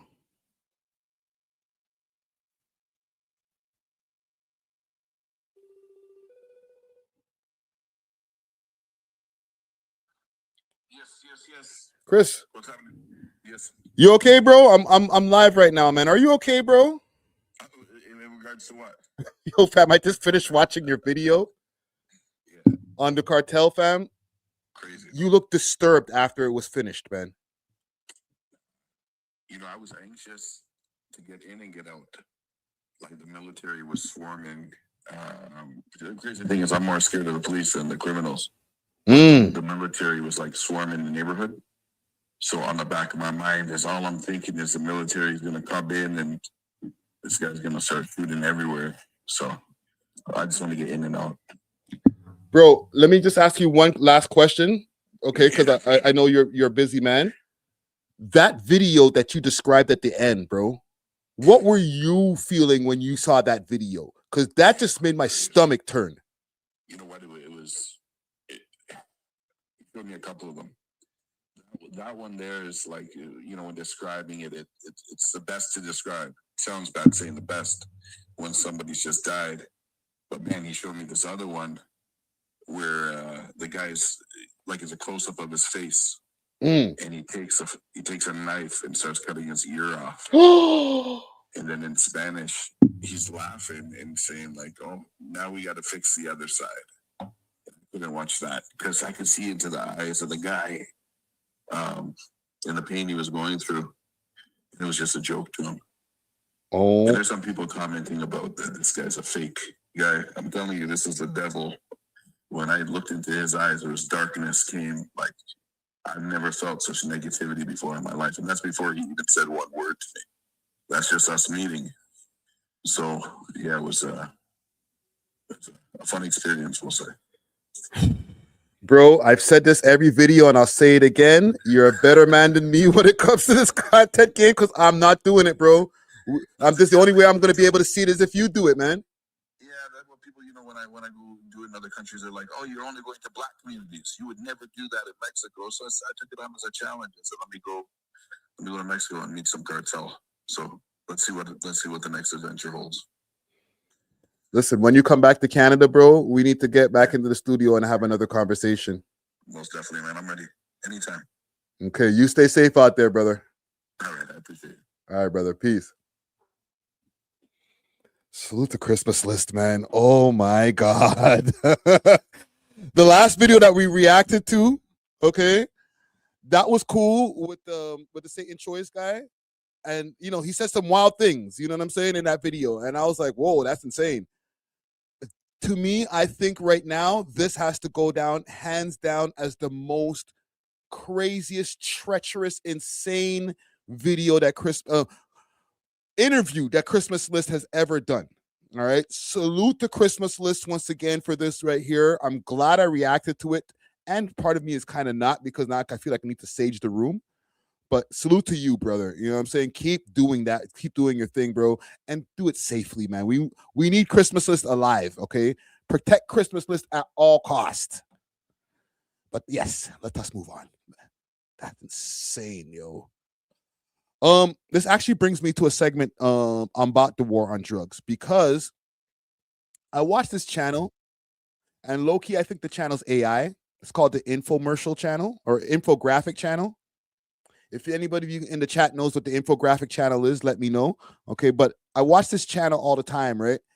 And they talk about different subjects that are going on, the Great Recession, why Gen Zs are not as enthusiastic as boomers, all different types of things, okay, different subjects. And one of the subjects that they were talking about is something that I actually was hearing about on the Van Lathan, on the Higher Learning podcast with Van Lathan and Rachel Lynn Lindsay, about the drug cartels getting killed by the American government. Okay, it's not happening in Canada, but a lot of these drugs are being exported or imported into Canada and then exported to other places. They're coming up through the pipelines from Mexico. Bro, they guys like him that we just did the reaction to, they're not trying to lock them up no more. Now they're just straight killing these niggas. So let me pull some shit up. Okay. And they basically what would they call it? A state of emergency. 300 Americans die every single day from drug poisonings. After years of watching the toll rise, the nation has finally had enough. Now the United States is at war, one designed to last a single day, and it's sending a message its enemies can't ignore. Officially, it's a counter-drug mission. Unofficially, it looks like the first strike in a one-day war plan aimed straight at the cartels and the regime that shields them. And the justification is grim. Fentanyl is now the leading cause of death for Americans between the ages of 18 and 45. Deadlier than car accidents, approaching the lethality of COVID at its peak, and more devastating than any foreign terrorist group in 2 decades. In congressional hearing rooms, DEA administrators don't sugarcoat it. Lab testing now shows 6 out of every 10 seized fentanyl pills now contains a lethal dose. The cartels which produce and transfer these drugs across American borders have been getting more brazen by the decade. And Washington? Well, Washington is done asking nicely. As Joint Task Force Southern Spear, led by the USS Gerald R. Ford, steams south, something far bigger than a single deployment is beginning to take shape. It's the opening phase of a broader operational blueprint, synchronized, crushing action across 3 fronts: law enforcement blitzes, financial strangulation, and military-grade intelligence operations, all designed to hit cartels simultaneously everywhere all at once. It's 5 a.m. in 23 American cities, and swarms of DEA agents, local SWAT teams, FBI task. Okay, so I'll put into the poll here. Is it okay for the gov to murk cartels? All right, now keep in mind, when they go and do some of these things that they're going to explain in this video here, it's not necessarily that they're going to go and, like, let's say they go bomb a ship, blow up a whole ship because, yo, cartel members are on there or they're smuggling drugs on the ship. Does that necessarily mean that everybody on the ship is a cartel member? Like the crew, the staff, everybody's all cartel? Or that they're all guilty people? Maybe the cartel bought the ship and now they're like, yo, you're helping us transport this shit or else. Do these guys have to die too? I'm just asking. I'm just putting more possibilities in there before y'all just make the decision on the polls. Forces and Homeland Security investigators are all placing breaching charges on doors. Without warning, they storm in through the blast. In Chicago, a Sinaloa distribution cell's safe house yields 440 pounds of fentanyl powder. In Phoenix, agents seize millions of cartel cash stuffed in drywall. In New York, Boston, and LA, cartel money couriers find themselves face down on the pavement, hands zip-tied, watching years of prison time materialize before their eyes. It's the first prong of Operation Overdrive unfolding in real time. Okay, so Operation Overdrive, first prong, arrest a bunch of people, try to squeeze the try to squeeze the different people to try to find the people at the top. Old school shit, all right? Elementary. 100 investigations, resulting in 3,300 arrests. They seized nearly 44 million fentanyl pills, more than 6,500 pounds of fentanyl powder, 8,500 money laundering network supporting the Sinaloa cartel. One target, Alberto David Bengat Jimenez, operates a money laundering network that's moved over $50 million to date. Okay, I'm not going to get into all of who these guys are and whatever. Money from Culiacan to Shanghai to LA, you need to access banks that can process dollar transactions, and every major bank on earth wants access to the U.S. financial system, named the Sinaloa and Jalisco New Generation Cartel, and would allow the president to use, quote, all necessary and appropriate force. Okay, here we go. This is where it gets crazy. Possible threats, but it's not surprising. In January 2023, Reps Dan Crenshaw and Mike Waltz introduced an authorization for use of military force, or AUMF, resolution to allow the president to use military force against the cartels. The AUMF specifically named the Sinaloa and Jalisco New Generation Cartel and would allow the president to use, quote, all necessary and appropriate force. Crenshaw's pitch, we must start treating them like ISIS, he said, because that is who they are. Yeah, it's all necessary and appropriate force. Sparked controversy. Mexican President Lopez Obrador accused Crenshaw of warmongering, but it was a firm signal of where U.S. policy was headed. Waltz explained the resolution as necessary because cartels had exceeded the capacity of law enforcement and were a virtual paramilitary arm in their own right, armed with armored vehicles, heavy weapons, and billions of dollars at their disposal. And it's not just talk. Since early September, Operation Southern Spear has carried out more than 20 air and naval strikes on vessels Washington says are drug smuggling boats in the Caribbean and Eastern Pacific, killing over 80 suspected traffickers. The Pentagon says many of those targets are tied to Venezuelan groups like Tren de Aragua and to Colombian guerrillas moving cocaine north by sea. In 2024 alone, U.S. and allied officials estimated that 350 to 500 tons of cocaine were leaving Venezuela each year, much of it via Caribbean routes toward North America and Europe. Now, the Ford Carrier Strike Group has sailed in, joining the party of amphibious ships, cruisers, destroyers. Right, so this is what they're coming with now for the cartel guys, right? They've been able to use military force to be able to come through now, fly freaking jets, tanks, whatever they need, and just blow these niggas up, which is crazy. 35s and patrol aircraft. For scale, it is nearly 1/5 of all U.S. Navy warships currently deployed worldwide. At the same time, the State Department is calling Cartel de las Soles a foreign terrorist organization after already slapping the same label on Tren de Aragua. In other words, the one-day war idea is no longer just about Mexican cartels and the southwest border. It's aimed at transnational cartel systems stretching from the jungles of Colombia through Venezuela's corrupted state networks across the Caribbean and into U.S. ports and cities. And it is terrifying to cartels. Modern cartels look chaotic from the outside, but inside they are surprisingly structured. In Mexico, you have your classic Plaza Boss or Jefe de Plaza running each territory. Under him, mid-level lieutenants manage local enforcement teams, chemists, transport crews, and money handlers. In the U.S., the network stretches into distribution cell managers in major cities, stash house operators, and financial coordinators, moving money through banks, shell companies, and crypto. It's the exact same pattern you'll see with the Venezuelan and Colombian-linked networks. You might see prison-based leadership in Tren de Aragua or local cell bosses scattered from Chile to Canada. In Venezuela, that might mean state-embedded protectors inside of the country's own security forces and Cartel de las Soles. When the state hits one of those nodes hard, the system stutters. Take the January 2023 recapture of Ovidio Guzman Lopez, one of the leaders of the Sinaloa cartel and son of El Chapo. Mexican forces grabbed him in Culiacan after a massive operation involving helicopters and armored vehicles, triggering hours of gun battles and road. So they're just going through killing the niggas now. But I want to get to some of the way that, okay, right here. The way that these guys are just hitting ships off the ports now. Geography is both a blessing and a trap. There are only so many viable corridors, specific land ports of entry at the U.S.-Mexico border, where most fentanyl is smuggled in vehicles and on people.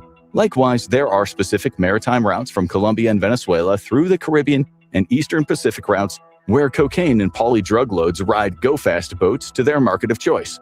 As the U.S. floods those lanes with surveillance aircraft, naval patrols, and random missile strikes, it chokes the map.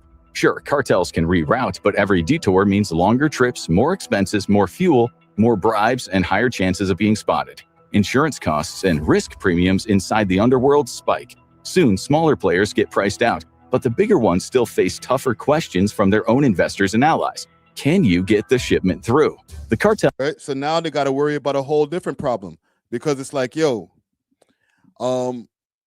if you're just killing us, I don't know if I can get that shipment up there anymore, bro. Like every time we get on the water with the shipment, they kill us. I don't know if it's affecting. I haven't been in the streets for a while, so I don't know what the prices are these days. I don't know if they've probably gone up because of inflation, obviously, but like recently, because of this state of emergency or this military order that they put on now, has they made the prices even go up more? I'm not asking any of you guys to answer in the chat. Don't even incriminate yourself. Right? Let me read this over here. Salute to 246_stunner said, yo, they got fishermen in Trini, Venezuela, don't want to go fishing. Yes, this is what I'm talking about. It's not just like cartel members that they're hitting. They're like, oh, fisherman boat, bung. You might be a cartel member. Have seen governments go big before. In 2008, DEA's Project Reckoning targeted the Gulf Cartel and its allies with coordinated sweeps across the U.S., Mexico, and Italy. Over 500 people were arrested, including major lieutenants, and authorities seized around 16 tons of cocaine and $60.1 million in cash. A similar operation, Project Deliverance, resulted in more than 2,200 arrests and over 150 million seized. Now, imagine that kind of multi-country shock, plus a carrier strike group offshore and drones hunting your boats at night. When raids, seizures, and airstrikes all hit within hours, nobody in the organization knows what the government actually knows. Is that banker under indictment talking? Okay, let me show y'all something. And let me know in the comments. 1 in the chat if y'all think that's AI. 2 in the chat if you think that's an actual real person narrating. Because I watch that channel like crazy. But then sometimes I sit and say to myself, am I listening to AI? But let me play something. I found something on Trump. Trump warns cartels after U.S. hits second drug. And I can't see the rest of the sentence for some reason. Where's my volume? That you're getting ready to invade his country. President Maduro in Venezuela says that you're getting ready to invade his country. What is his message to him? Well, I would say this right away. Stop sending Tren de Aragua into the United States. Stop sending drugs into the United States. We knocked off actually 3 boats, not 2, but you saw 2. And the problem is there are very few boats out in the water. Hold on, let me read this comment over here. Salute to Brian Russell. He heard, okay, he heard. He doesn't know personally. He heard that it's a drought out here right now, okay? There are not a lot of boats out in the water. I can't imagine why. Not even fishing boats. There's nobody. Nobody wants to go take a fish. So it's one of those things. But this man's proud of that shit. Like, they don't even want to go fishing. We got him shook. I would say to him very strongly, stop sending people from your prisons into our country. They're sending their prisoners. They've done that already. So the numbers just came out. Another month with 0 people getting into our country. Jesus Christ. This guy's the real demon too. Moments before. Look at this. Look at this. Bomba clot. Dun, dun, dun, dun. Look at this shit. This is moments before alleged or and after alleged drug boat or whatever.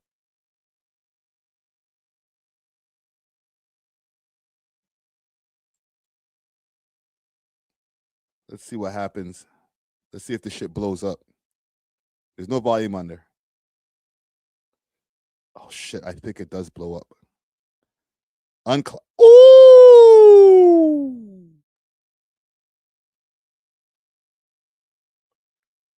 Damn!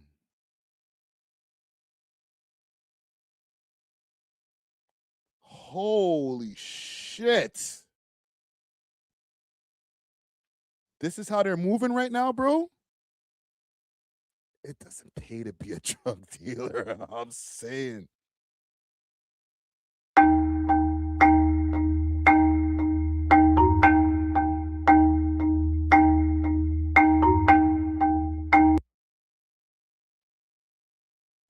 11 people killed in the strike. Damn. Guys are just murking off everything, bro. Holy. The president is going to be on offense against drug cartels and drug trafficking in the United States. It destabilizes not just the country, but the entire Caribbean basin. Not a close-up. Don't give me a close-up. I'm going to have to cut it out the video. Hold on. President Trump said in a post, please let them serve. So this serve as a notice. Anybody who's thinking about bringing drugs into the United States of America, beware. We're going to bomb your ass. We're going to boom you, nigga. Okay, I don't even want to see anymore. I feel like I brought in too much death onto my YouTube screen today. Holy shit, man. Let that be a warning to any of you all out there. And if you're trying to join the cartel, you might want to look for another type of another business, another company to join, bro. Citalo is kind of busy right now, fam. And listen, salute to anybody who might be connected over here in Canada, over here in Toronto. Just leave me alone, fam. I'm just reporting on what I see. Okay, Somali pirates taking notes. Fam, they're getting them too. If you got any drugs in that boat, if there's any, fam, what are you even doing on these waters where usually the drug boats are? Get, boom. Oh, sorry. Oh, there was no drugs on the boat. My bad. Wrong place, wrong time. This is what's happening right now, fam. Just be aware. That's all I'm just putting it out there for the people to know. Okay. Where are we here? 345. Jeez. Okay, we got one more story. Because Canadians are getting scammed, and it's not only like old heads like myself or people older than me. I would say these days and times, like I'm 50 years old. I'm not hiding that shit or whatever, right? The average 50-year-old in 2025 is not going to get scammed by phishing scams or phone calls as a 50-year-old would be back in the 90s or early 2000s, okay? We're a little bit more savvy. So with that being said, the criminals had to get more savvy, and they're not just targeting old people anymore. It's not telemarketing, calling your grandmother anymore and saying, hey, you know, send us a certain amount of money for some, and I heard this actually from working in the Shoppers head office, you know, for iTunes cards to win a contest. And then next thing you know, your money's caught up with bare iTunes cards. They're able to cash the shit in. There's all kind of scams that are going on out there. Before that shit was the lick for the old person. Now they're using AI. Okay. And AI is scamming people that are in their 20s, the ones that might call you boomer or old head. They're falling for the scams. They're sending crypto to scammers and then losing their money. So let me pull up a video right here just to show you what's going down. This is courtesy of CTV and official W5. They did a quick special. Canadian couple loses their life savings to an AI cryptocurrency scam. Dun, dun, dun. How did you feel when they said you're going to have to sell your house to get your money back? Heartbroken. I was broken into pieces. Jesus. A woman we'll call Denise of Markham, Ontario, asked us not to reveal her identity as she is devastated and embarrassed to have lost her life savings in a cryptocurrency scam. In July of 2023, she was on Facebook when she saw a story featuring billionaire Elon Musk saying she could get rich fast. Millions of users were able to close all. Mind you, this is old people in this specific case, but look how they did it.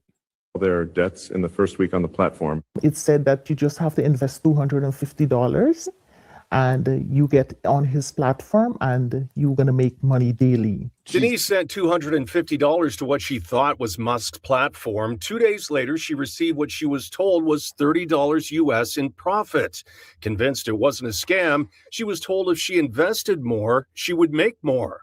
And they keep calling me and tell me that people are making so much money and that if you put more, and I said, okay. Denise decided to go all in and took out a second mortgage on her home. I applied for almost $1 million. Oh my God. Of equity in my home. I took it out and I started sending it to them. Right? Like $350,000, $350,000. After investing $1.2 million, she thought it had grown to over $3 million. But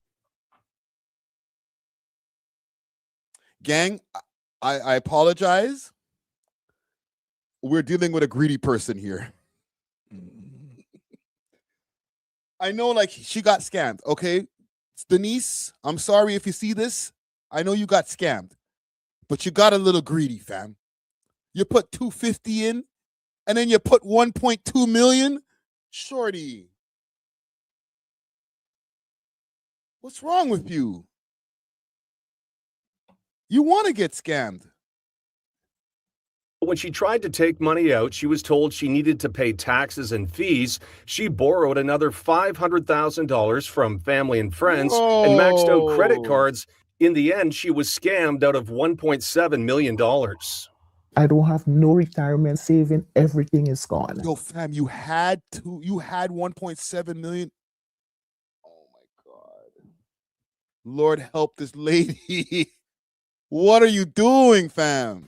There are fake AI-generated cryptocurrency videos featuring former Prime Minister Justin Trudeau. We have developed an investment platform. And current Prime Minister Mark Carney. Make your initial deposit. You could invest in it for as little as $250. Donald Hanrahan of Charlottetown PEI was online when he saw a story about investing in cryptocurrencies promoted by Dragon's Den. The show currently has a warning online saying it was targeted by a number of fake advertisements on Facebook. Hanrahan started investing with small amounts, but eventually put in everything he had. I was getting at one point about 10,000 Canadian per day. Okay. And it eventually, it added up to $600,000. Oh my God. When Hanrahan tried to remove his funds, he couldn't and realized he'd been scammed out of the entire amount. I was, I got to take it back what I was saying before for this specific video, because younger people are getting scammed by these guys, but these are two old ass, dumbass fools. You a dumbass, old head, old foot, old back fool. What are you doing, bro? Like, for real, off of a Dragon's Den ad, bro. Eventually, this nigga doesn't even have good Wi-Fi in his crib. Like, look at the man looks like he's at 480p. Donald, smarten up, bro. Added up to $600,000. When Hanrahan tried to remove his funds, he couldn't and realized he'd been scammed out of the entire amount. I was, scammed by professional people. That doesn't give you much consolation when you've lost all that money. According to the Canadian Anti-Fraud Centre, Canadians lost $1.2 billion to investment scams over the past 3 years. That's only what's been reported, so it's expected it's much higher. Most involve cryptocurrencies. And that's only what's been reported because, there's a lot of people who got scammed out of their bread and they're embarrassed. They ain't trying to tell you, yo, fam. They ain't even telling their homie, bro. Yo, fam, I invested a little bit of money. I thought I could get a change still. Yo, it looked so good. It was the AI looked sweet, virgin. They got me for 4 racks. Don't even lie and tell me that you told your homie that you got caught for 4 racks by the AI scammer, bro. You're not telling that to your homie, fam. That's embarrassing. It's awkward, bro. You know what I'm saying? Come on, fam. There's probably like 3 times the amount of people who actually really did get scammed than what's reported that are just embarrassed and scammed out their bread, this red face, fam. Damn, nigga. Be aware. They're out there to try and take your money. Fake AI-generated videos. It's really hard to know what's real now because this technology is so sophisticated now that it's really nearly impossible to know what is real and what is fake in some cases. Is it going to get better? Is it going to get worse? Oh, it's going to get stupid question. Of course it's going to get better. It got better yesterday. This video is like 3 days old. AI is advanced in its technology as we speak. Okay, it's a self-evolving animal that just continues to learn. It's a self-learning tool. Really impossible to know what is real and what is fake in some cases. Is it going to get better? Is it going to get worse? Oh, it's going to get worse. Tomorrow, we speak with a crypto investigator who says many of the scams targeting Canadians are coming from Southeast Asia, and there is a shocking reason why the scammers may have no choice but to break the law. Pat Foran, CTV News, Toronto. Damn. Well, there you have it. The scammers are out there. They're using fake AI videos of Dragon's Nest or whatever the equivalent is over here in Canada. They got Justin Trudeau. They got Elon Musk that are out there just asking, send me 250. It's soft. I ain't going to lie to you.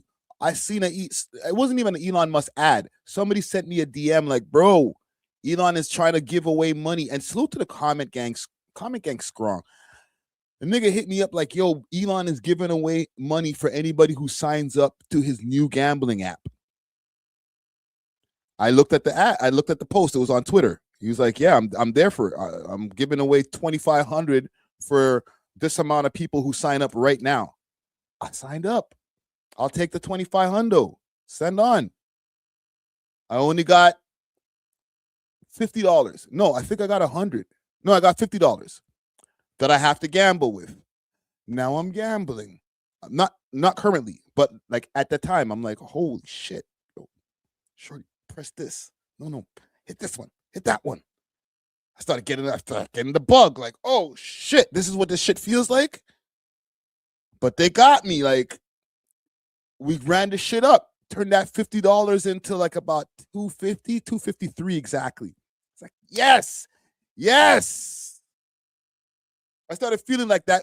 I started understanding like how Drake and all them mans be feeling like, yes, pussy, come on, bitch, come on. I started like turning into it like immediately. I've never been a gambler for like my 50 years of life. As soon as that app was in the phone and I started seeing like the digits, because it's not like you can't see the money. It's all digital. But I'm seeing it's like a dollar sign next to them. Like, I got turned crazy. No, don't do it yet. Don't do it. Hit it now. Okay. You know what I'm saying with the Plinko thing? Right now. Okay, another one. I turned crazy. Yo, fucker. And then I started getting flashbacks of Drake and them mans over there doing the stream there on Kick. And he's like, bitch. I was like, what? You guys sound like you have Tourette's. You know what I'm saying? But I got it. Ran it up to 235. Sorry, 253. All right, cash out. You got to send us $100 so that we can verify that you're a real person, and then you can cash out. I said, oh, shit. Now, I don't know about that, broski. I know it's Elon who set it up or whatever, and I didn't do it.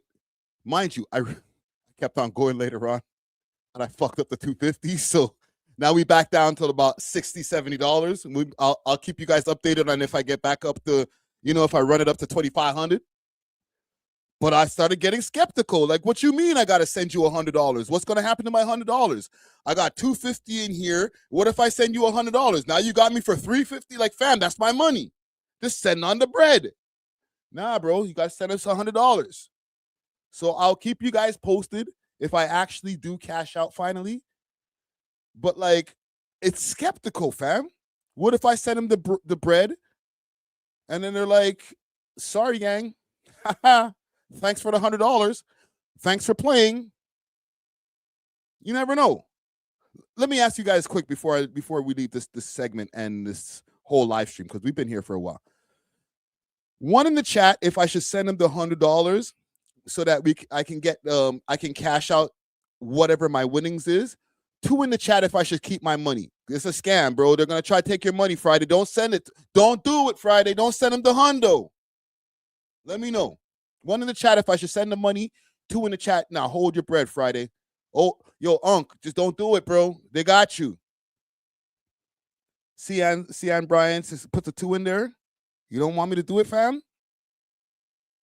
Who else, man? Let me know. Comment gang strong. 1 in the chat if I should send the money. I could run it back up, bro. I'm telling you, fam, I could run it up. My hand's hot tonight. When I get off the live, go there, go do the little Plinko game where like you get the green diamonds, and then if you hit a balloon, then it's like, shit, right? 1 in the chat if I should go, run it up, run that bitch up. If I run it up to like $1,000, I'm sending the bill, fam. I don't even care if you put 1 or 2 in the chat, bro. I'll take my chances. If I run it up to a ban, I'm sending the bill. But I'm just saying, I'm skeptical. I found out through an ad or through a homie hit me up in the DMs. It's not even a homie, just, one of the people, like, salute to the chat. Right? Scarborough 100. Are you saying I should send them the hundo? Let me know, fam. All right? Damn. Well, listen, man. Salute to anybody out there who's been scammed by any of these scammers out there, okay? Keep your eyes open. Check twice. Make sure they need to have some kind of thing that you can use to run the system, run through the system. Like, put the link into this program to make sure if it's AI, because some people are stupid. I looked at those videos. They look like AI to me, but you never know. You never know. I think we'll leave that there. Let's see what we've learned for today. We learned that there's a lot of content creators out here that are great, and then there's ones that can't be trusted. I suggest if you go to any of those content creators' channels, and I'll say this in closing, go to their channels, all right? Subscribe to them or whatever, all right? Just know if you ever have to wonder if these guys are valid, if the things that are coming out their mouths are true, all right, whether it's and I'm not going to mention their names again, all right? They can clip the beginning of this live. We don't need them to clip the end of it too. We're not trying to give them too much work because we know they're lazy. But when you watch them. And if you wonder the validity of the things that they're saying, revert back to this live here, and then you'll see why maybe some of the things that they say sound a little strange or untrue. All right? We'll leave that there. We'll be back Monday with an episode and another episode right after that on Thursday for Christmas Day, because that's what we do around here. And then we're going to take a week off. All right? Big salute to everybody in the chat. Big salute for everybody who's been tuning into the whole live from the beginning to the end, and anybody who's popped up anytime through. And salute to everybody who's been tuning in this whole year for lives. We're going to keep it running. We're going to run it up. Hit them likes. We'll be back on Monday. Until then, we are off of this. Doses.